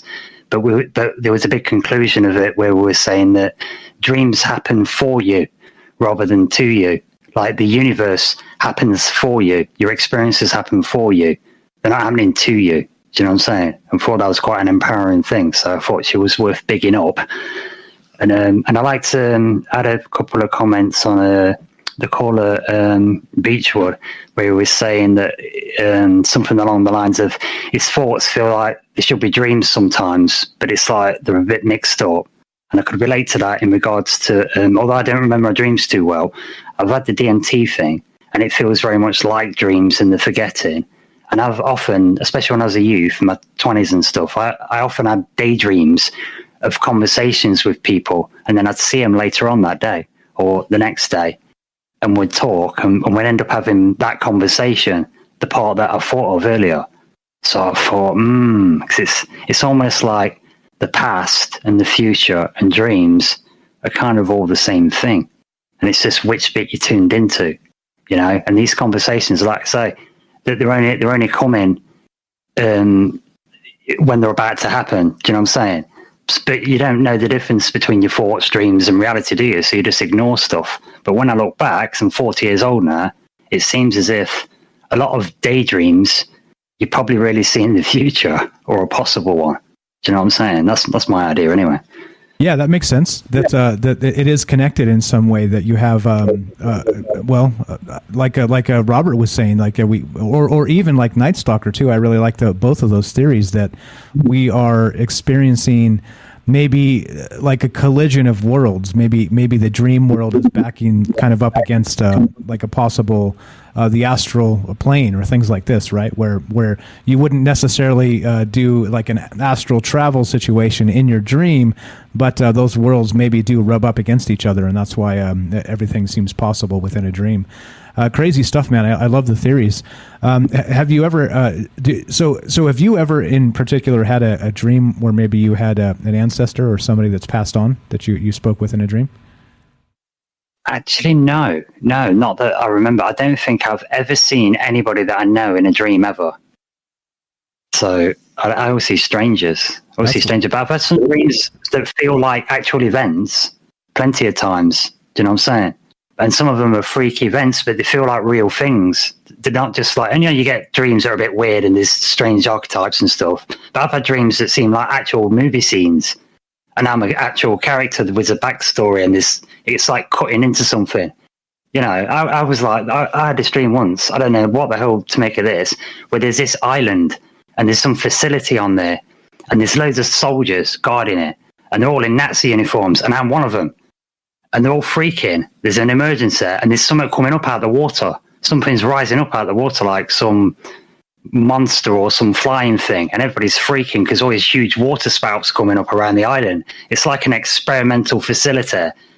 And I just cut into the scene where I'm running along trying to back up the other soldiers, and people are just getting smashed up and ripped apart and stuff. Do you know what I mean? And it's like, I don't know. It's just some of these dreams sometimes just seem a bit like the scenes of things. Do you know what I'm saying? And it's more notable now, and it sticks in my head now, because when I had that DMT experience, the few times I've gone out my way to go in and look at it, there's scenes already happening. There's entities already in there. It's not like your brain's just making it now. It's already going on. You just walk through the door, and they all turn around and go, hey, So it's hard to quantify, man. Yeah, a lot to it. I kind of like how you're describing it as maybe scenes from a movie.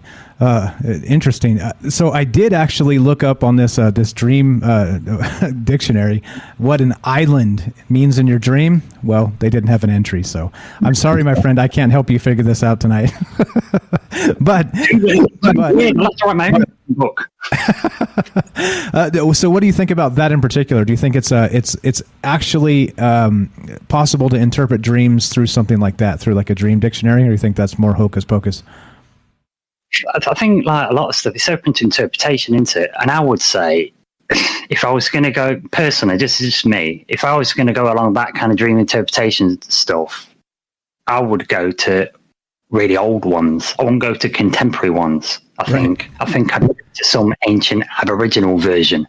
Do you know what I'm saying? Right. And I know it's not conflated with pop culture, Yeah, not the internet. I'm with you. Get an old-fashioned book. A book. That honed the technique for thousands of years. Do you know what I'm saying? Like if you're gonna do a meditation, do you do Billy Bloggs has invented one down the road, or do you do the one from the Bhagavad Gita from 4,900 years ago? You probably did that one that's tried and tested, wouldn't you? I would think so. I would definitely think so. We're out of time, my friend. So if you want to hang tight, we're going to do a little bit after. We'll do a third hour until people stop calling. So if you want to hang tight, you're welcome to stay.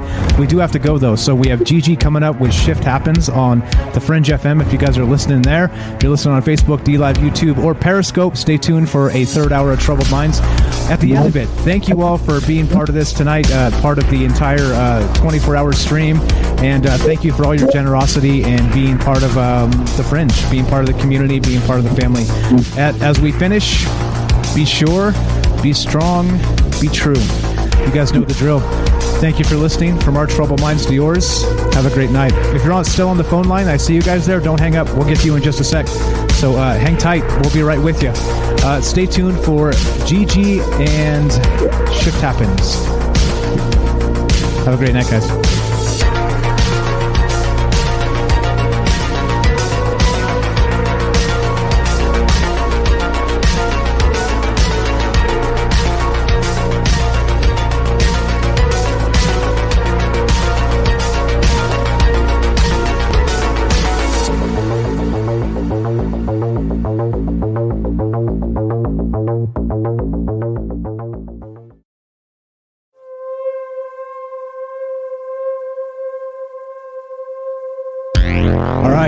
All right. We're off. We're off for the Fringe. You still there, Rohan? I'm still here. Yeah, I was keeping quiet. Nice. Being a good boy. Being a good boy. I like it. All right, so this is the deal. We're going to go. We're going to keep taking calls until we run out of calls. So, or until I get exhausted and pass out. So we see a theme for the weekend, don't we? All right, so. Is it time for a walk? Yes, sir. Yes, sir. I'm gonna just kill the music and we're gonna just go because we got 2 callers on. So now we kind of have time. We've got time. There's no commercial breaks. We can just kind of do our thing and talk about the rest of this. Usually we take a 2-minute break here, but we got Rohan. So if I need to step away and get a beer, I'm sure he'll talk for 30 seconds and allow me to do that. You think that's legitimate, sir? Yeah. I'll talk like a commercial. Yeah. And then when Michael, we will give him whiskey, and he will be happy, and the show will be marvelous again. There you go. Bringing back Troubled Minds. Appreciate it, man. So before we go to these calls, any thoughts you want to tack on to what you were saying there before you got cut off so rudely by the time? No, it's mid-time. It's so inconsiderate. But no, I was about there, really. It's just, and I was going to mention, bilocate. I think long-term memories, I swear to you, man, long-term memories are bilocating. I'm telling you, it's time travel. That's why I've got such a good memory. I'm telling you, people notice it. It's because I go to it, and that's why it's a negative as well in some ways, because I get consumed by bad memories if I keep thinking about them, because I feel them all again. Do you know what I'm saying? So that's why I think it's time traveling. And because I tried that remote viewing, I know it worked, just the same as Ash, second lesson. I'm like, holy shit, that's what it must be. Occam's razor tells me it's real, and your long-term memories are time travel. And Fleetwood Mac used to say, thinking is the fastest way to travel. Ah, interesting. Just the speed of thought, right?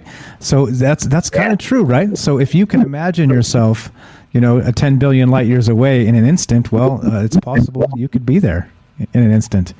Yeah. To me once. I know it sounds like I'm making shit up, but that happened to me once. I used to, because I live near an airport, and we never get UFOs here. I always like to look anyway. You see a light in the sky, you might as well check it out, haven't you? And one time there was a thin bit of cloud cover, and it was at night, and I tried to zoom in with my eyes. Right, obviously that didn't work, but it did.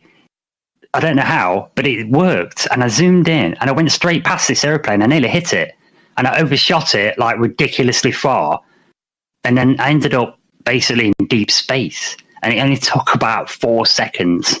Do you know what I mean? And I just saw what looked like a nebula, and I thought, holy shit, they're huge, I must be really far from home. And then suddenly I was back in my chair. Do you know what I'm saying? But on the way, there was like a kind of tunnel, like a halo. And I thought, what the fuck's that? What's that? So I looked to the side. There's all these rectangles with scenes from people's lives, like trivial stuff. Like I looked to the right, and there was a grandmother giving some kid an apple. I looked to the left, and there was someone like going to work. And I thought, what the hell was that? Is that so? It's in my lives. Who the hell are these people? And then I look forward to where I'm going, because I'm flying through space, aren't I? Thinking, what the hell? And then when I look forward, it just stopped suddenly, like the hardest emergency stop ever. And there's these two nebulas, and they look like they should be consuming each other, but they weren't. And then so I got snapped back into my chair, told someone about it online who can't laugh at me, and he said, check it out, because I was looking towards Orion's stars. So it checks out the stellar cartography. Lo and behold, there are two nebulas in between Earth and Orion. And I thought, well, holy shit. And the images are exactly what I saw. I thought, well, holy fucking shit. This is real. It's really real. Right on. If you're not in a hurry, hang tight, man. Let's go to these phone calls. They've been waiting for over 10 minutes here. I appreciate it, man. Let's do it. Let's go to whoever this is. You're on Trouble Minds with Mike and Rohan. What's your first name? Where are you calling from? Hey, Mike. This is Mike from Colorado. How are you? I'm fantastic. Welcome to the show, Mike. What's on your mind tonight? Yeah, thanks. I've called in before. I am Algorithm in the chat. And right on. I think I have not a lot, but I have some things to say about dreams. Sure. Go right ahead. I have been a prolific dreamer since I was about 7 or 8. I dream in color virtually every single night. I've learned to lucid dream in my mid-30s. And every dream book I ever went was just complete nonsense from my experience. So I went and I researched. I tried to find books about dreams that were not dream books. And I found the Toltec of Mexico. And their version of reality, which kind of matches mine, is that our minds are dreaming 24 hours a day, 7 days a week. And we have our waking dream, which we're experiencing right now. And then we have our sleeping dream, and there's literally no difference other than the bounds of time and space. Okay, interesting. So it's always happening. Yeah, it's totally interesting. Yeah, it's always happening. And when I interpret my sleeping dream from my waking dream, I can sit here and I'm dreaming you right now. You're dreaming me right now. But when I lay my head on the pillow, I go to a different place that doesn't have the bounds of time and space. And I experience a lot of amazing things, just like I do in my waking state. So I kind of, at this point in my life, have kind of chalked it up to where dreams are really nothing that special, other than when no more, no less than when we're awake and we experience a sunset or a rainbow or a puppy, or that's just as amazing to me as my sleep dreams.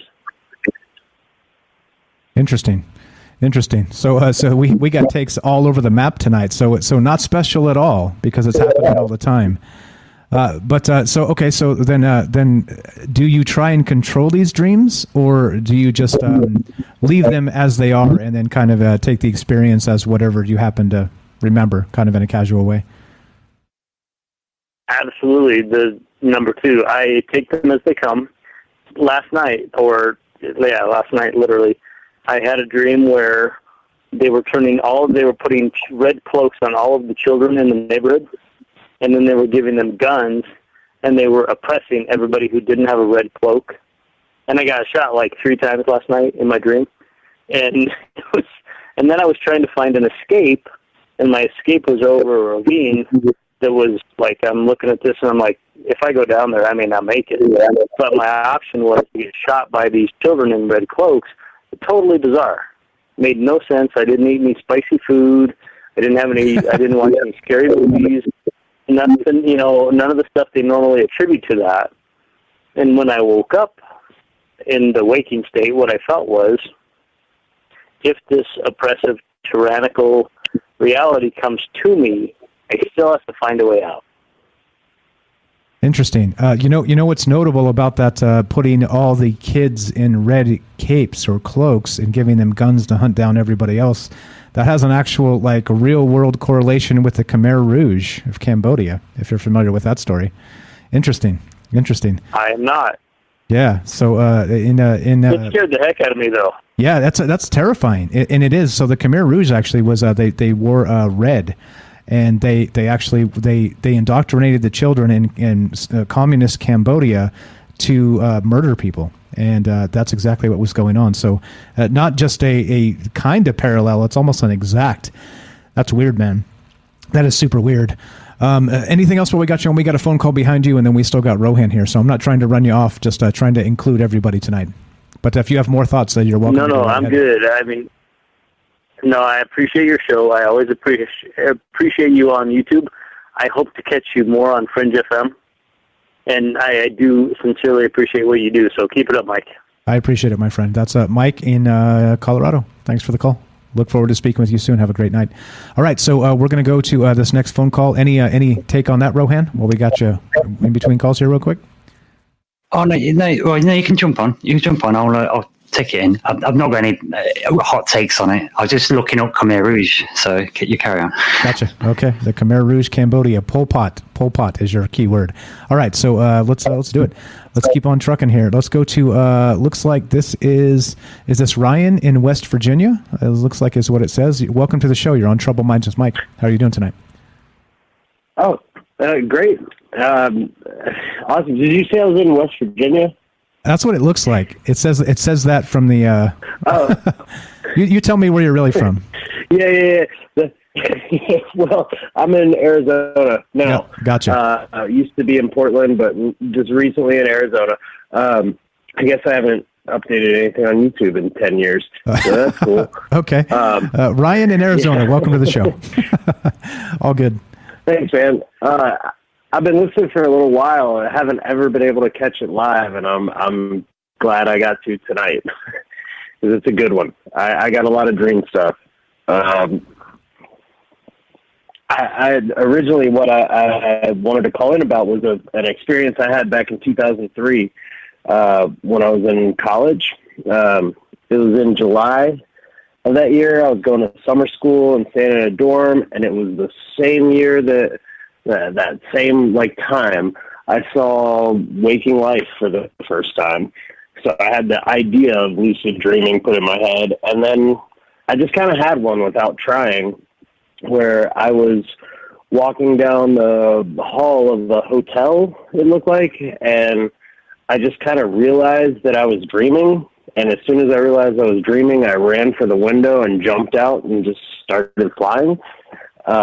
And I flew to a place that was a big green field with this big hill, and then surrounding the field was a big white picket fence, and a band was playing.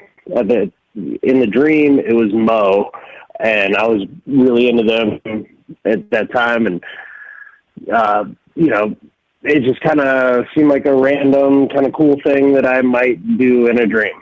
And then come that October, November, sometime around there, I went to a festival in Kentucky called Terrapin Hill. And it was on a farm that had this big field surrounded by a white picket fence with a big green hill. And it wasn't Mo playing, it was Ziggy Marley. Nice. But I was just tripping out the whole time. Like, how is this? This is what I saw. This is where I've been here before, but not in real life. It was a dream, but it was so real, and it was exactly the same thing. And then I ended up running into the guy who would 10, 13 years later become my brother-in-law, and he was wearing a band T-shirt that he bought at Goodwill. He had no idea who the band was, and it was my band. And it was a shirt that my brother made, who is, his brother-in-law. Like, he married his the guy I saw there's wife. I know this is getting confusing. That's all right. There's so many things are just so connected. It just sort of blew my mind.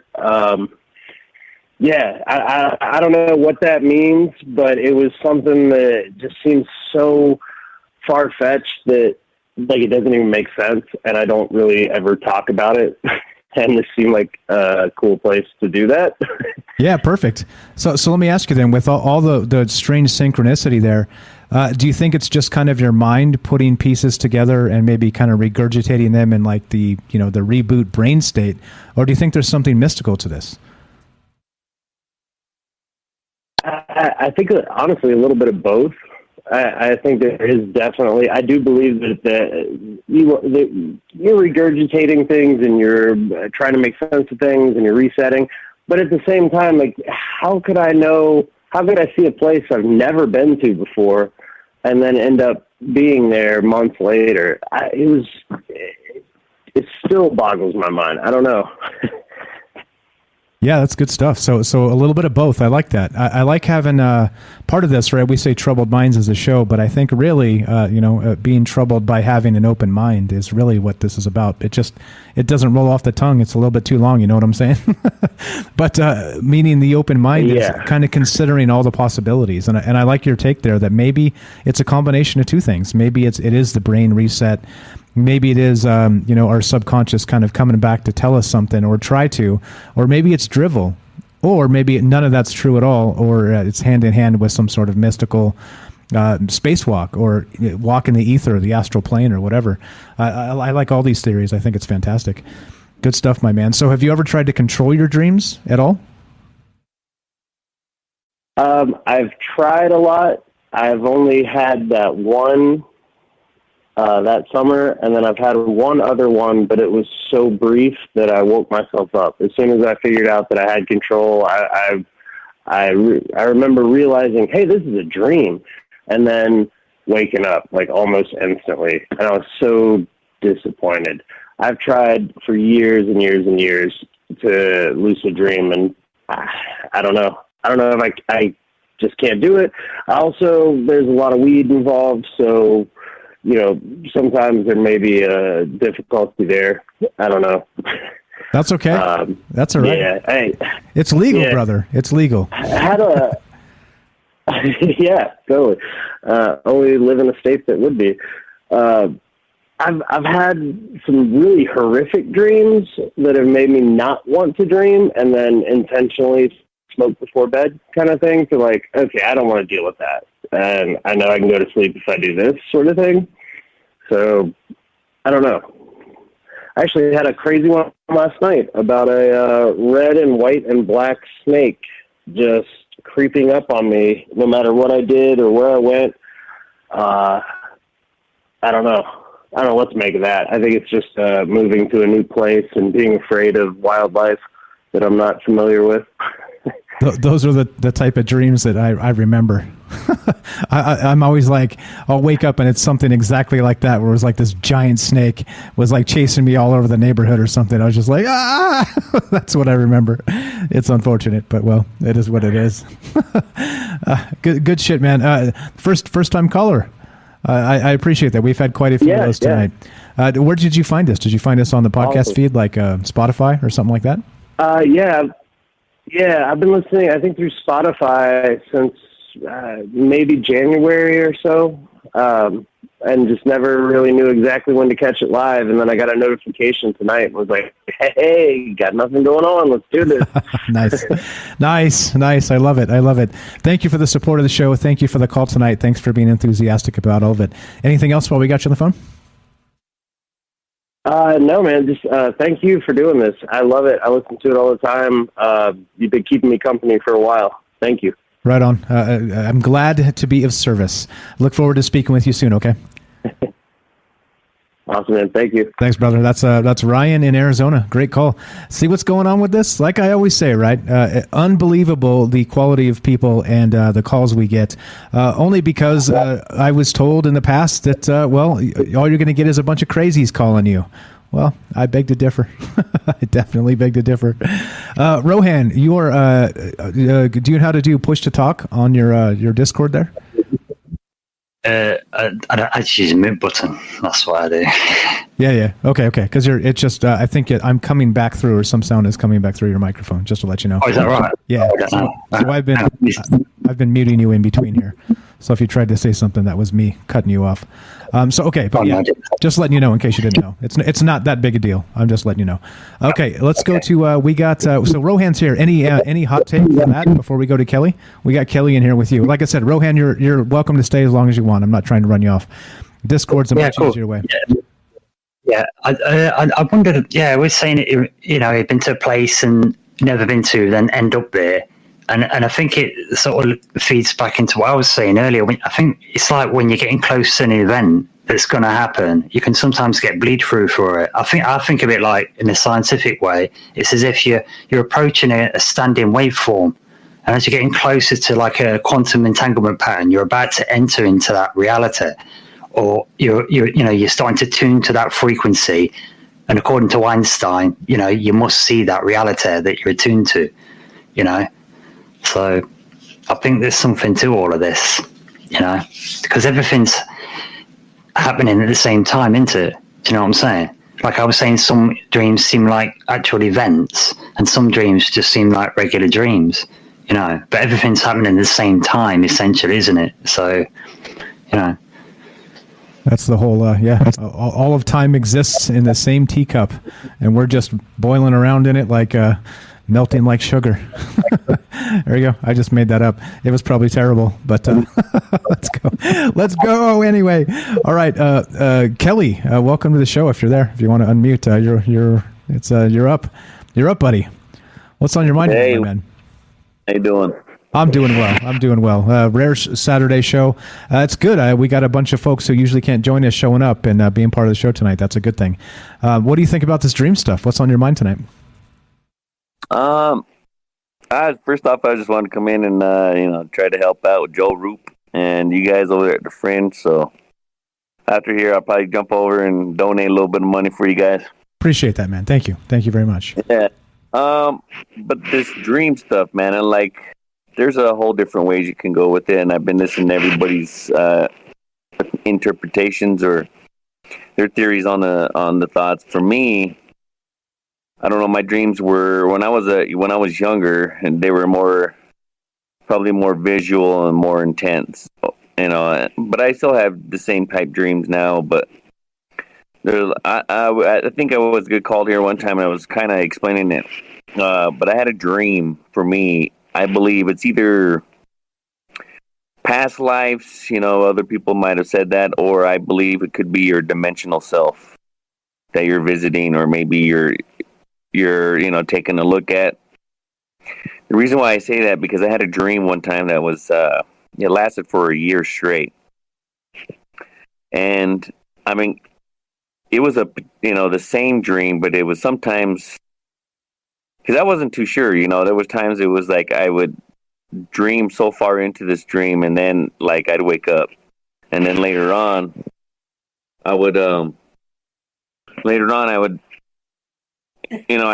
go back to sleep, or the next day I'd go back to sleep, and I would start off at the same point where I was at, and then I would dream some more.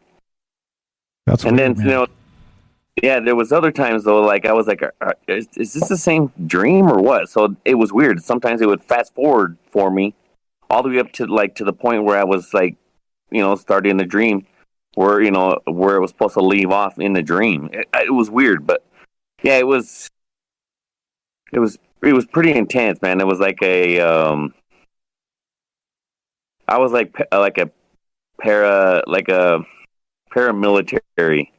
I wasn't in fatigues. It was more like blue color. They were like a dark blue and I would say we were running something down. And I don't know if it was, the one was the part of the dream that was most vivid, because I kept having, it was like I was stuck there for a while, because it was in this warehouse area where like trains would come up in the middle and you could like unload the train on both sides.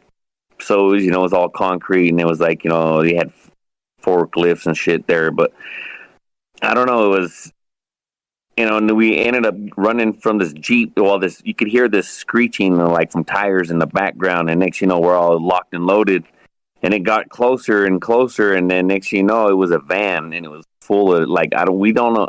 I guess it was full of other guys or whoever it was, but we were catching fire from us, so we had to jump down this manhole. But then when we were down there was like these alien beings, like but they were like they weren't humanoid. They were like kind of like the movie Aliens, They were that type. I wouldn't say so much like that, but they were they were not humanoid. They were just like these weird, and they were like crawling through the tunnels. All these things that were after us. But then, after the year was over, probably when I was catching up to almost up to a year, I would say, I ended up dying. I caught a bullet in the side of my, like it was like, I was wearing a vest, so like it caught underneath my armpit, like right above where it would end, the vest. But like when I grabbed my side, I mean, this is so weird because it was so vivid, but it was beyond vivid. It was real. It was because when I grabbed my side, I could feel the pain, and I knew I was dying because I couldn't breathe. I was like slowly, I couldn't breathe. And, my buddy had me, and I was like, and then when I grabbed my side, I could feel the wetness, the warmth of the blood like stream through my fingers. And then I woke, when I woke up from it, I was like gasping for air. There was tears rolling down my face, and my hand was on the side of my body, and I was like, I could still feel the pain, and it was so weird, man. I woke up at that like that, but at the same time, I could still feel the pain on the side of my body. It was like so weird, and I grabbed my side, and I looked at my hands, and there was nothing there, and there was, like I said, there was tears down my face, and after that, I never dreamed that dream again. That was so weird. That's what I was going to ask. And so it was like a year-long dream, yeah. And then finally, when you died in that long-ass dream, that dream never came back. It's like a part of you finished with that dream. That's so weird, man. Yeah, it was either I was done with the dream or I was done with that life. So that's where I was saying that for me, it could be that sometimes you see your other dimensional self. Maybe it's both the dimensional self of a past life, But it was so vivid because it was those dreams. I don't say it's why I don't even want to dream, but when I would lay down to sleep, when I see that, it was, I don't know, man. It was, because it lasted a whole year, and it was the same dream. And I would ask myself, and it would fast forward for me, to where it was the point where I was like, part of the. And it was weird too. And I was a young kid, probably like in my teens, early teens. But it was in the dream, I was an older man, like probably like in the late 40s, like hardcore military training. It was so crazy, man. It was, yeah. So for me, I I take it as that, like almost like a dimensional self, like your other dimensional self, or maybe a past life, or even like I said, it could be a both. Because you see sometimes people talk about that's that it's so vivid or it's so real, but then maybe like I was saying, maybe you're seeing yourself from the other dimension of yourself.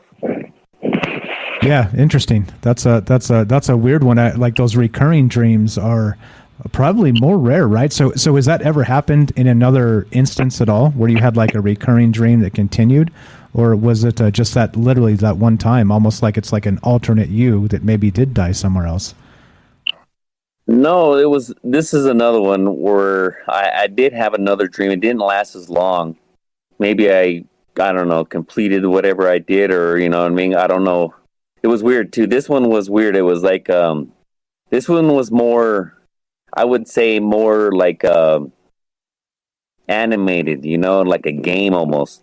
And it was different, what I mean? But it was real, because I was going through this black forest, and I had to go around this pond, and on the opposite side of this pond was this old lady. It was like, it looked like an old dreary, kind of like she was the witch, and I had to get inside there, and there was something I needed. I wasn't taking. I was, she thought I was stealing from her, but I had to tell her, explain it to her, because she was trying to, battle me in a certain way, like a mental thing, She was in my head, and she was like, "What are you doing? You're here stealing like the rest of these kids or whatever."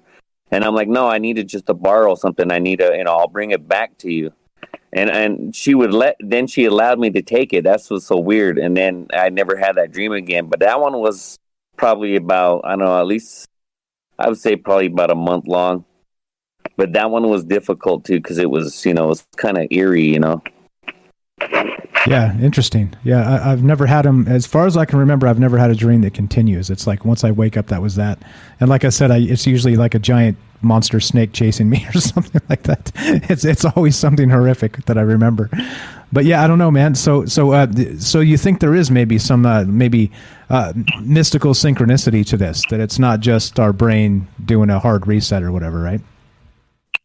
No, for me, no, I don't. There's times where you could tell your body needs to rest, and you've had dreams or other, but sometimes you tap into something else. I think, not I wouldn't say all the time, but for some people it may be easier, or they have practice. But for me, I guess that was pretty much easier. I don't know, because like I said, some of the dreams I had, I could tell they were something different about them.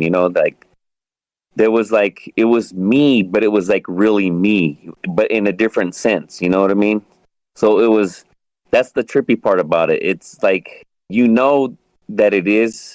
And then it's so weird, because when, the one I had along for a while, like that other caller was talking about, I could, I believe she was from Salt Lake City, or from Utah, but she was saying that after a while, she could like, manipulate or control it, and after a while where I was stuck in that one part, I could do that, I was able to do that, because I knew when it was coming jumping out of the water at one point, or, I tell a friend, because, he got snapped up by the creature, and I told him step back, and he was like, for what? And then, I just started shooting, and it was weird. It was just kind of like jumped in the way. I don't know. It was, I don't know, man. It's a different realm when you're doing that. When they call it realm sleep, it's something else. I believe it's, it could be just that way, you could be just tired or tap into something, or, but as for me, I sometimes, you'll know, I believe people will do, and they know what I'm talking about, some of the colors, but yeah, they're pretty vivid, man. And I don't know if anybody else had some multiple dreams like that, but it was interesting, man, to say the least. Yeah, definitely good stuff. Rohan, heard anything about recurring dreams? You ever had something like that happen as well?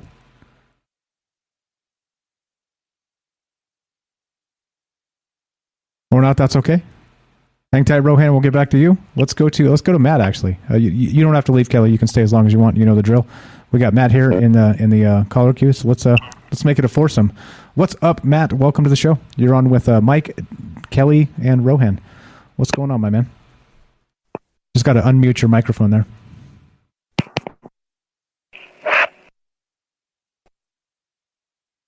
Testing 1 2. All right, so we're still taking phone calls, guys. Hey, Mike, how's it going? Hey, good, Matt. What's up? Welcome to the show. What is on your mind tonight? How you doing? What's going on with the dream stuff? Yeah, I'm good. First of all, I just want to say Joe Roop is awesome, and that's cool that he did that, and I wish him the best of luck. There you go. Good stuff. Good thoughts. Put them out there. Appreciate that. Yeah, and so first thing is I have to get out the bad news, be the party pooper for a second. So, and this is there's studies out there that talk about cannabis users and their dreams. It like something in the cannabis like blocks your sensors to remember your dreams. And I don't know. It's like I said, it's a study. Believe it or not.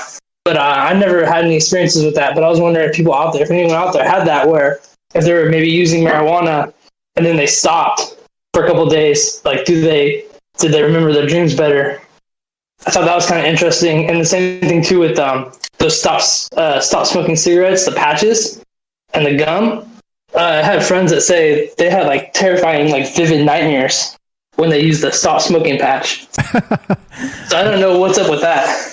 How could that go wrong? Pump some nicotine, like high dose nicotine, into your body while you're sleeping, right? Yeah.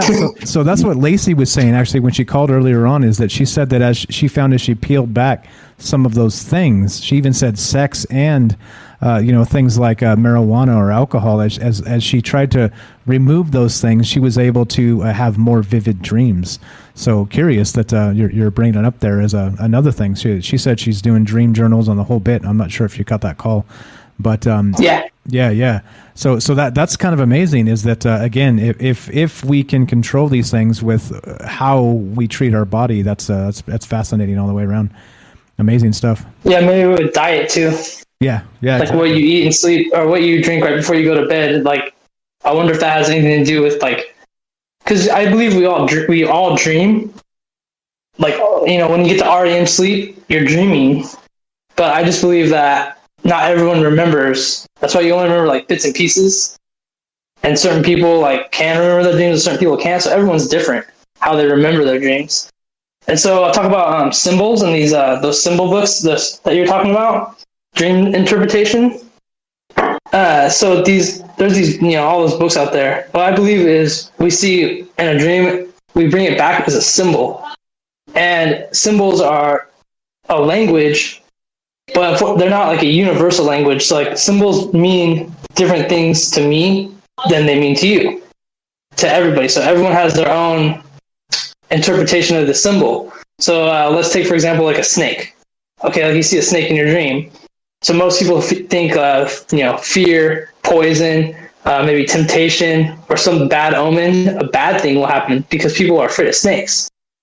But I think like another way of looking at it, how I would look at it, is a snake sheds its skin, so like rejuvenates itself. So like to me, that would mean like shedding your skin. To me, would meaning like if you lose one bad habit, you pick up another habit to like counterbalance it. So that's how I would like interpret it. It's different to me. A symbol means something different to me. And so these books, these dream interpretation books, I have a ton of them. I use them as like a springboard, like not an absolute, just like a basic. Look it up, and then it's like, okay, well, let's go, and then I go further from there. I don't take that as like, you can't just take. It's just like same thing as any of those fortune telling stuff we were talking about. Fortune telling, same kind of thing. Fortune cookie. You gotta take it like that. It's not absolute. Gotcha. So in the different books, they describe different things as different symbology, right? So there's not like a universal thing here. It's different by the person. Yes. So a symbol is many different symbols mean many different things to everybody. Everybody sees a symbol differently. So that these are just generic. Like it's a generic like start. You look it up in the book. You're like, oh, okay. This is what this means, and then from there you can take it further. You don't just stop right there. Yeah, at the first thing you read. Yeah, that makes sense. So it is fun then, kind of like I was describing, to maybe flip through a book like that and just see like the weird one on this webpage that I started with, like the very first page is the A alphabet, right? And so like they have aardvark in there. I'm like, what the I was dreaming about. Who's dreaming of aardvarks? Exactly. There we go. To see an aardvark in your dream indicates that you are being a very secretive and cautious about your business. There you go. So you know, the aardvark. Yeah, that's why I was like, oh god, this is amazing. I love this thing. Yeah, there's as many different symbols out there, as many different people. You know, there's no right or wrong answer, is what I'm saying. Gotcha. Does that make sense? Yeah, that makes perfect sense. And I would think that's probably the case. I would think that you can't just one size fits all with dreams. That doesn't make sense. Yeah, you gotta just like use it as a base, and then from there spring off all the different directions that could go. Look it up. Look up a different book page or a different book. It'll tell you a different thing because it's a different author writing and what that symbol means to them. If that makes sense. Yeah, exactly right. You guys have takes on this, Kelly or Rohan, on the stuff Matt's saying? Oh yeah. Go right ahead. Go ahead, Rohan. I'm gonna step away for just a sec. Grab another beer. You guys carry on, please. Be right back. Okay. Yeah. I've got a couple of points to make in that. First one, right? As it happens, I've been smoking cannabis for 23 years, mostly as a crutch, and now I need to get rid of it. Right, because I'm basically a functioning addict at the minute. So I'm going to get rid of that. So I'll monitor that because I don't remember my dreams very well. So I'll let you know. And I know that Terence McKenna, famed psychonaut and scholar, he once wrote a book and he hired a beach house and just went with his dog to have some space to write a book. And he said that he wasn't going to smoke weed to write this book. So he made a big joint and put it in a bag and nailed it above his door. And he couldn't smoke it till he finished the book. And when he finished his book, he sat on the beach, sunset, got his spliff, sat and read it, and realised this horrible epiphany that his book was dog shit. And he says, from that day forward, and he says, I'm never going to stop smoking weed again. That's fantastic. But that's one person, though. That's one person. But yeah, everybody's different with that. But the symbols, I like the symbols as well, because again, I used to go raving in my misspent youth and DJing, and we used to go to these raves, and we used to get high at the rave to dance all night. You know what I'm talking about? And my friend Adrian, we used to go on ecstasy, and he said that when he was on ecstasy, every single person he saw had a Celtic symbol on the face, like a tattoo, but every single one was different. So it's that's a trip. That's a trip, man. Is his brain ascribing some meaning or some symbol to each person? Is it the face that's represented in the symbol, or is that symbol part of that person's personality? And he's seeing it. Yeah, he tapped into it. That's crazy. Yeah. I think too. That's the reason why. DMT. I think DMT is making here in a little bit, it's going to come out and be like a bigger thing, just because people want a different kind of trip. So I think that DMT is going to make a big appearance it's coming out slowly, is what I mean, getting more popular. Yeah, I think it'll be used as a tool in the future. I do. Yeah, definitely. Getting more popular and just like people experimenting with it. Mm-hmm. Maybe there's a key to something there, finding something out. Yeah, I think there might be. I mean, I think there might be because the experience happens so quickly. Though it's almost like I've never had mushrooms, but it sounds similar to a condensed mushroom experience. So I don't know how much of it you can pull back, but it does reset your system in a way. Do you know what I mean? When I found when you come back to yourself, you've got this sense of connectedness. You kind of know that things are a lot bigger. So if you was like perhaps a bit down when you took it, you probably wouldn't recommend to take it. But if you did, it gives you that sense of, oh no, there's more to all of this. Everything is connected. And I know that MDMA has been used for couples counselling.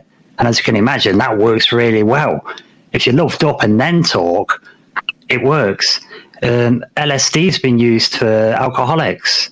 Okay, it's not a golden magic bullet, but it puts you in the psychotherapy chair with yourself. And then you begin to realize I'm killing myself through drinking. And it's the epiphany of actually seeing you're dying that is getting people to not drink. People who use the psychedelic ibogaine as a treatment for heroin. Now, they reckon they can get people off heroin in 24 hours, but it'll be the worst 24 hours you'll ever have. Oh, my God. So it's, that sounds terrible. Well, I think a lot of the stuff too you gotta talk about is everything in moderation. So that's why they kind of call it microdosing, where these drugs we're talking about, these poison your body, but you're poisoning your body only a little bit, not to die, just a little bit. Same thing with everything, cigarettes, alcohol, poison your body a little bit. Right. Kelly, Kelly's got something to say. As soon as you're done, Matt. Okay, go ahead. No, go ahead. No, just listening to this, but yeah, for drugs anyway. I've heard some of the talks about, there's been, saying that people that use cannabis, they don't remember their dreams so much.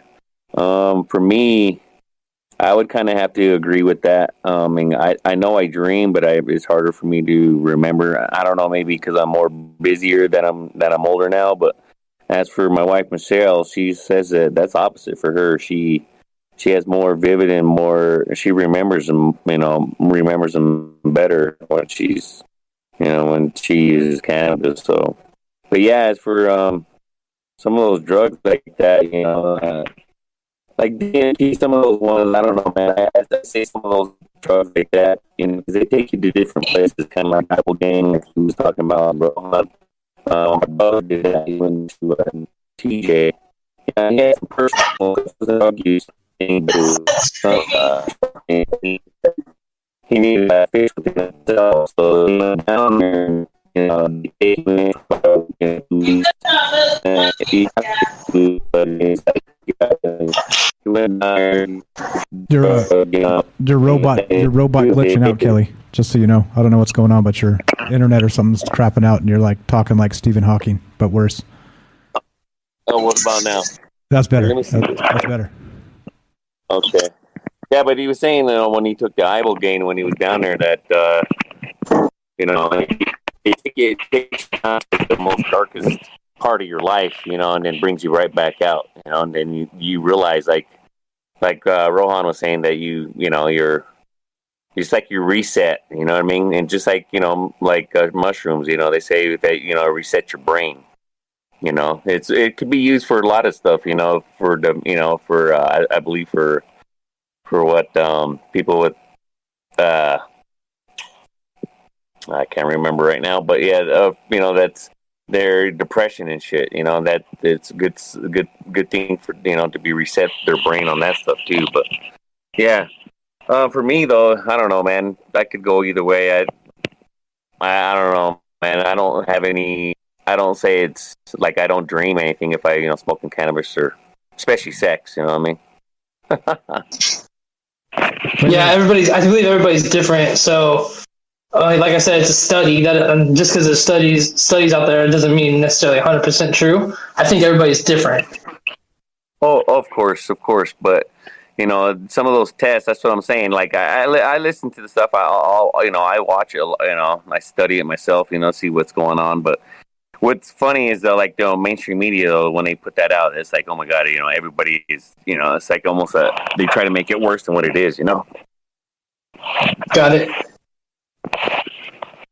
But yeah, I don't know, man. For me, like I said, dreams are something different for me. That's just my theory on some of the stuff. But yeah, as for the marijuana stuff, yeah, I don't really have much complaint on it. Not on my side.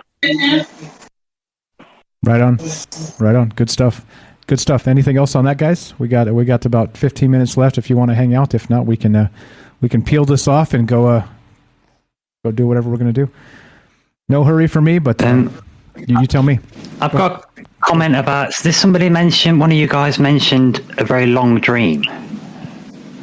Yeah, Kelly had like a year-long dream. Right, yeah, because I was so glad he said that, because I thought I was just a weirdo. Dude, I had a dream. Listen, I had a dream that must have been millions of years long. because I was stuck in deep space. I couldn't move or do anything for just the stupidest amount of time. And then I started to see planets form around me. And then it was a solar system. I had to watch this solar system gradually fall apart as it collided with something else. Do you know what I mean? All the orbits started to go bad, and then one of the planets got ripped apart, and it just took so long, bro, and I couldn't move. Do you know, I had to sit there and watch it for about 72 million years. Do you know what I mean? I had a dream. That would be something to watch, though. You know what I mean? But it's fascinating. I learned some patience, bro. I tell you that. I had a dream. I was dreaming, and then I woke up to go to the bathroom, and then I came back, fell asleep, and I jumped right back into the same dream, like where I left off. Yeah. That's weird. That's pretty awesome. That is pretty awesome. You're like, pee break. So, right back. Yeah. That's kind of a weird one. And then I've had stuff too, dreams where like in my dream something was happening, and then something was happening in real life, like in the physical world, like a car starting. And then like a car would start outside my house, but then like a car started in my dream at the same time. And then it woke me up. Oh, dude, I've had that. I have had that listening to Alex Jones falling asleep to it. And Alex Jones was in my dream, was fighting giant robots with plasma rifles. He's a dead good shot, you know, right between the eyes. I thought he died. I thought he got crushed under the bridge, and I was going to have to tell the resistance. But then I seen him when I arrived back, and I thought, yes, Jonesy, yes. You know. So don't listen to Alex Jones while he's sleeping. No, that makes sense to me. That makes perfect sense. All right, I'm going to go, guys. Thank you. All right, peace, Matt. Appreciate it. Thank you, guys. Yeah, good show. Thank you. Thank you. Thanks for being part of it, man.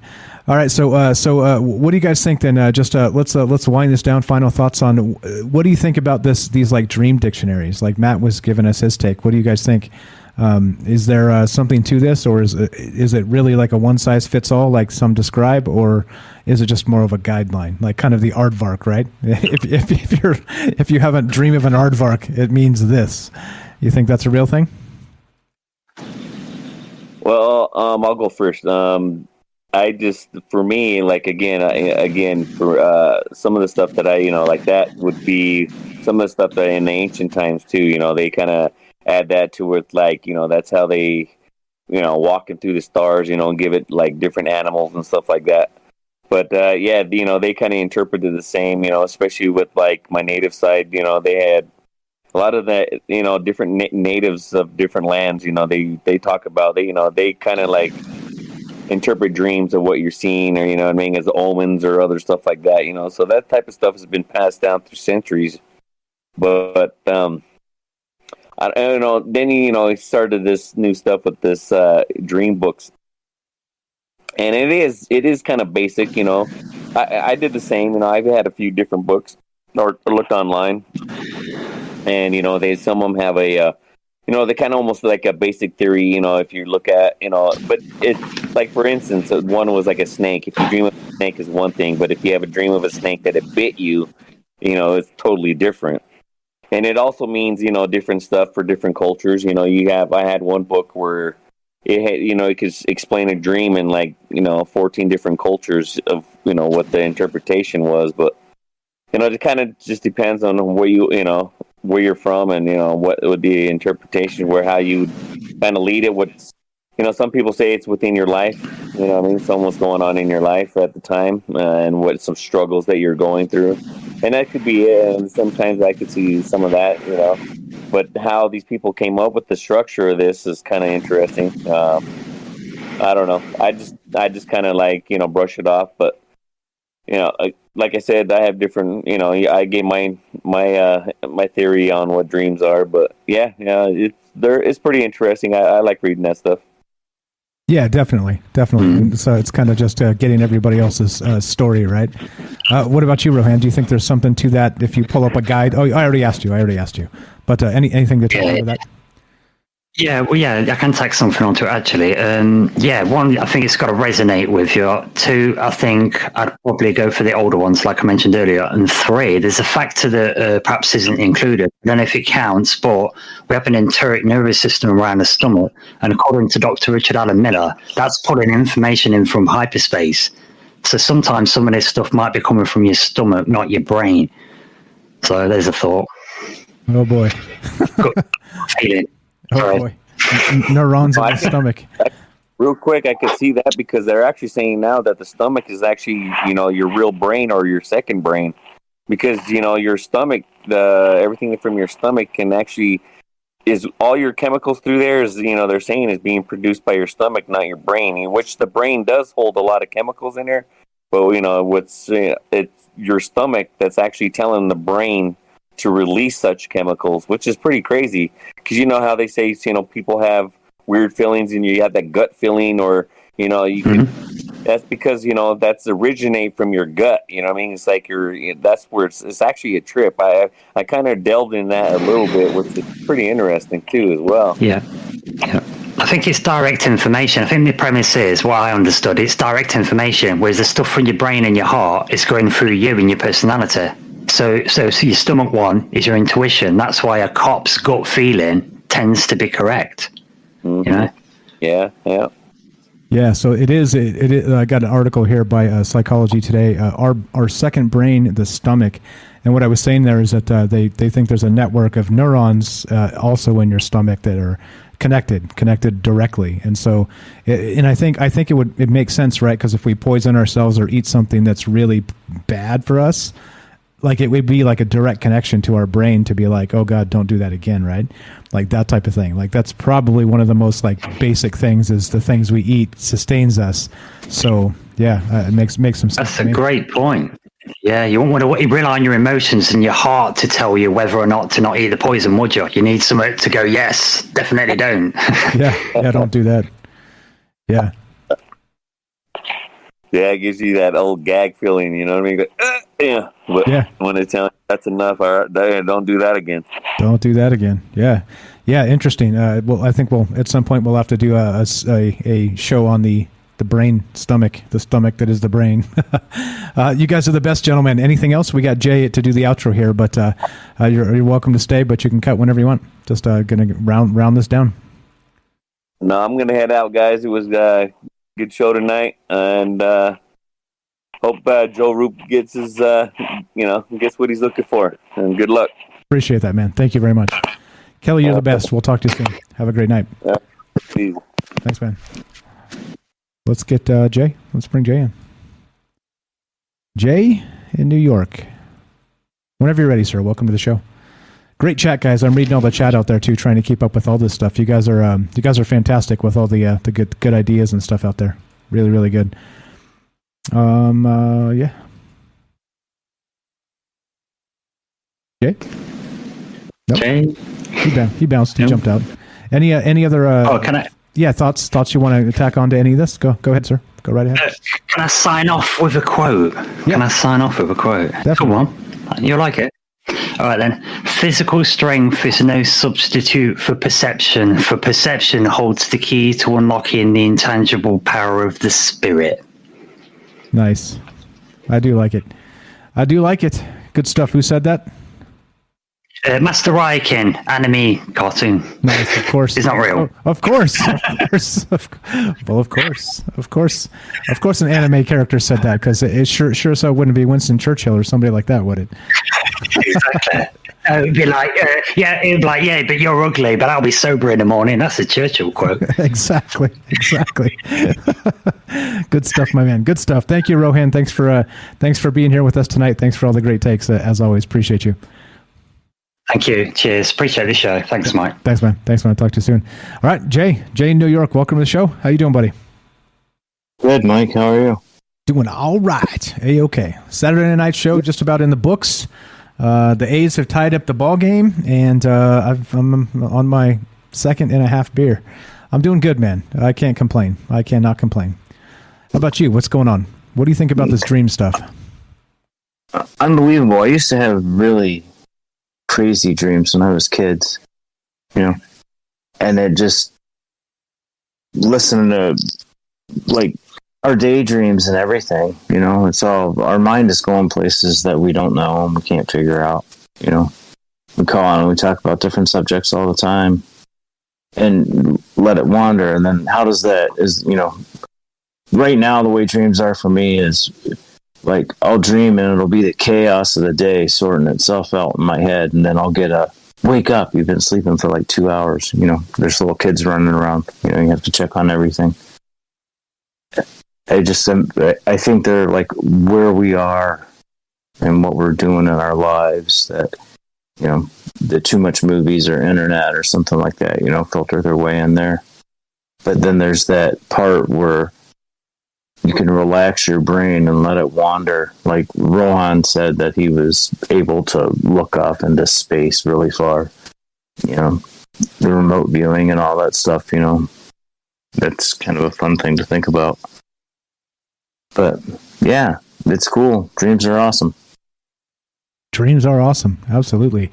And I know we've talked about this before, but I think this is one of those ones that we need to come back and circle back to, because you know, so many people have so many different dreams or dream states or things like this. You really can't fit them all into one show. I picked this one kind of on purpose because it kind of fit with the theme of the 24-hour stream, but then also that I knew it would be high engagement, because it always is. It always is. And it's amazing to hear people's dreams and the things that, you know, how they connect with the universe, basically. Pretty good stuff. So I don't know, man. We got time. We got a little bit of time. So what do you think? Do you want to? I think that's, you know, some people, you know, they say, you know, Matt was saying that there was problems with the marijuana and stuff, I believe. And I think that comes into, some people just might not want to revisit some of those things, you know, lots of people see things and you have crazy dreams and stuff like that. Some people enjoy it, some people don't, you know. There's dreams out there that maybe you don't want to have, like you saying you don't really remember your dreams because it's a big snake chasing you across the golf course, you know, or something like that. Yeah, exactly. You know, they're terrifying, you know. I used to have night terrors when I was a little kid. My mom would tell me I'd wake up thrashing and screaming and everything else like that. I remember waking up one time not being able to breathe. I was little, you know, 3rd grade probably, you know. But it's something that your mind is doing something, whatever it's doing. It's resetting itself. It's exploring possibilities that you haven't had enough lead in your water yet, or something crazy like that, you know. Right. You're not on your 74th Miller Lite, you know, whatever. It's, you know, it's really weird. And then the thing with actually giving people drugs to combat drugs, they actually do that here. I think we talked about that after hours one night. But they do it. And it's like, what are you doing to the back of the inside of your noggin, you know? Is one of the things that I think that, you know, people with troubled minds should think about once in a while, is all of these things that we do and that happen that we miss it, you know. I really think there's so much right now that we're just missing, you know. But probably half of us are the aliens or ghosts or whatever. I was going to say, not for lack of trying, though. We're trying like hell to not miss any of it, but we are human after all, aren't we? Well, I mean, you look at the show a couple of days ago about the CIA, and then a couple of days before that, and, you know, go back and you look at them over a year, 2, 3, and you're like, there's so much interwebbed in all of it, you know, that what are we missing? It's got to be right there in front of our face, you know. It's just something so bold and the elephant in the room that we can't see. And maybe our dreams are something to help us see that, you know. You're resorting out on the day when you watch too many science fiction shows or too much stress at work. You think about hitting your boss with a hammer or something, you know. Don't do that. Well, I mean, yeah, definitely don't do that. But, you know, those are the kind of dreams that people have, you know. I mean, people, not me personally, because I'm a pretty passive person, but I just, you know, I just don't think that all of these things that are going around, it's just like there's something that we're missing. And I don't know if it's the media telling us lies. I don't know if it's just that there's stuff that we haven't discovered yet, you know? Like, Ron really got me going there when he was saying that, you know, he was trying to look up and, like, focus his eyes on the plane that was flying over so he could look at it, and the next thing he knew, he was looking out into space. You know? That might be a key, you know? It might be as easy as that, you know, something as simple as, you know, building a fire with a bunch of binder twine. It's super easy. And I don't know. I'm curious as to whether or not we're missing that. And I don't know. I love listening to people talk about their dreams because I've had reoccurring dreams and all that stuff and everything else like that. It's the end of the show. So, you know, we shouldn't get into all that. We got time for you, bro. Have you ever had a like one of those dreams that goes on for like a year, like Kelly was describing there? Not quite a year. It went on for more than a little while. I fell off of a cliff one time when I was climbing and I bounced, and that was kind of a traumatic experience for me. Like, and I had a dream. Actually, no, really, I was a high adventure director at a Boy Scout camp, and there was a really bad mistake happened. It was only like 35, 40 feet, something like that, but it was a nice little bounce, and it came back down on my feet. And I'm good. But after that, for probably like good 3 months, 4 months, I had a dream, and it would always be the chaos of the day in the beginning of the dream. And then when the chaos of the day was sorted out, I'd have a dream that I was climbing. It was my tombstone that had a date on it and stuff like that. And that date has passed by quite a long ways. Well, that's good. At least there's that. At least there's that. I will tell you that I did nothing. I didn't leave the house. I did nothing that day. You know, it was a good 15 years later from the initial incident. You see, that's why I told you a couple nights ago we were kicking it after the show, and we do that sometimes, guys. If you're interested in having a conversation, sometimes after the show we'll jump in Discord here and just kind of shoot the shit. But I was saying that I am not going to be the subject of anybody fortune telling me. No, we're not doing that because I don't want that thought in my head, right? Like somebody introduces. It'll fester. Yeah, somebody introduces a thought in your head, right? I want to be in control of what my mentality and where I'm heading. I don't want somebody to pull 3 of the 7 of swords on me and say... 10 of swords, wasn't it? Was it the 10 of swords? I don't know. I think it was the 10 of swords. Whatever it is, and it just be like, oh... The worst card possible is all I really remember. Exactly. It was... Not doing Damn that. it. Not doing that. Anyway, point being, like that. I just like that thought. I don't want that thought in the back of my head.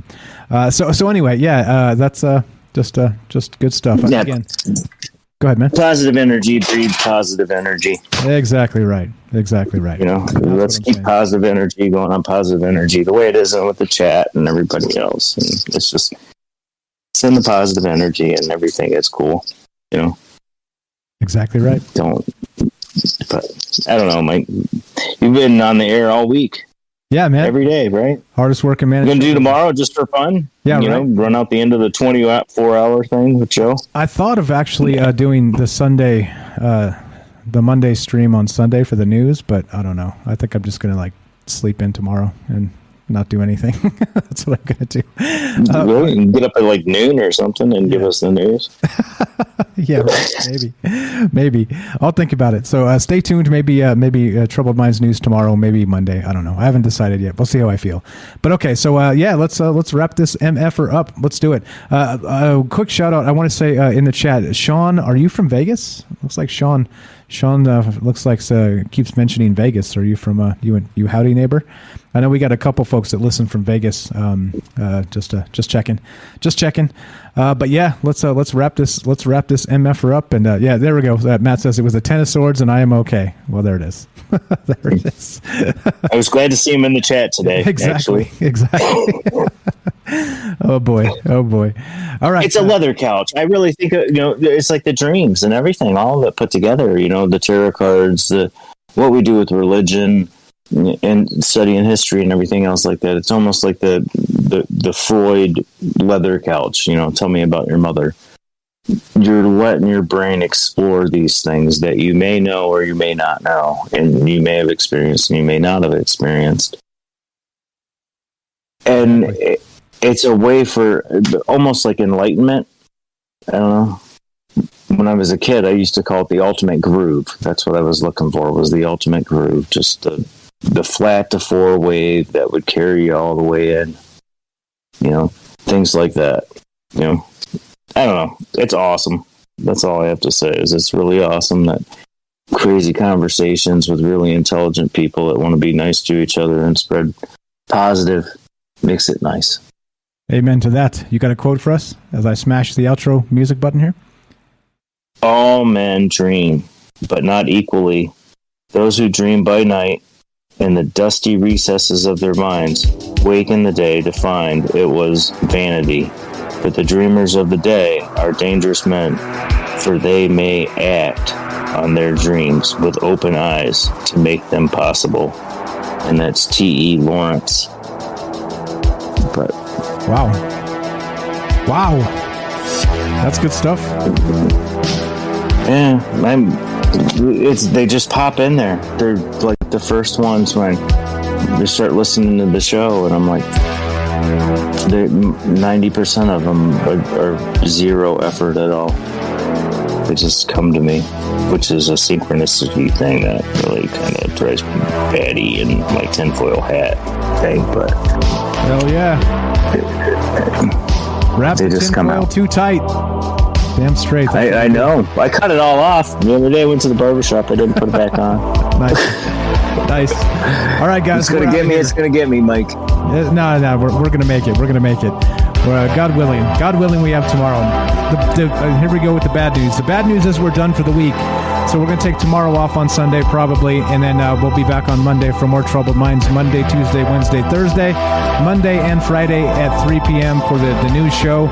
And we're going to keep on trucking. We're going to keep on rolling. Please spread the word. Let people know that there's a conversation going on out there that has nothing to do with, lefty-righty bullshit politics. And it has everything else to do with what we perceive ourselves and how we perceive the world around us. So that's it. That's what this is about. Thanks, guys, for hanging out. Thanks for being part of this. At the end, like I said, the bad news is we're done. The good news is we always have tomorrow, God willing. And thanks a lot. Be sure, be strong, be true. Anything else, gentlemen, while we got you in the chat over here? I know these guys probably checked out, but... No. Good night, and everybody have a dream. Thanks, Kelly. Sweet dreams, Kelly. Sweet dreams, guys. Sweet dreams. Appreciate it. Thank you, gentlemen. Thanks for being part of this. You guys are the best. And thank you for listening. Everybody out there, from our troubled minds to yours, have a great night.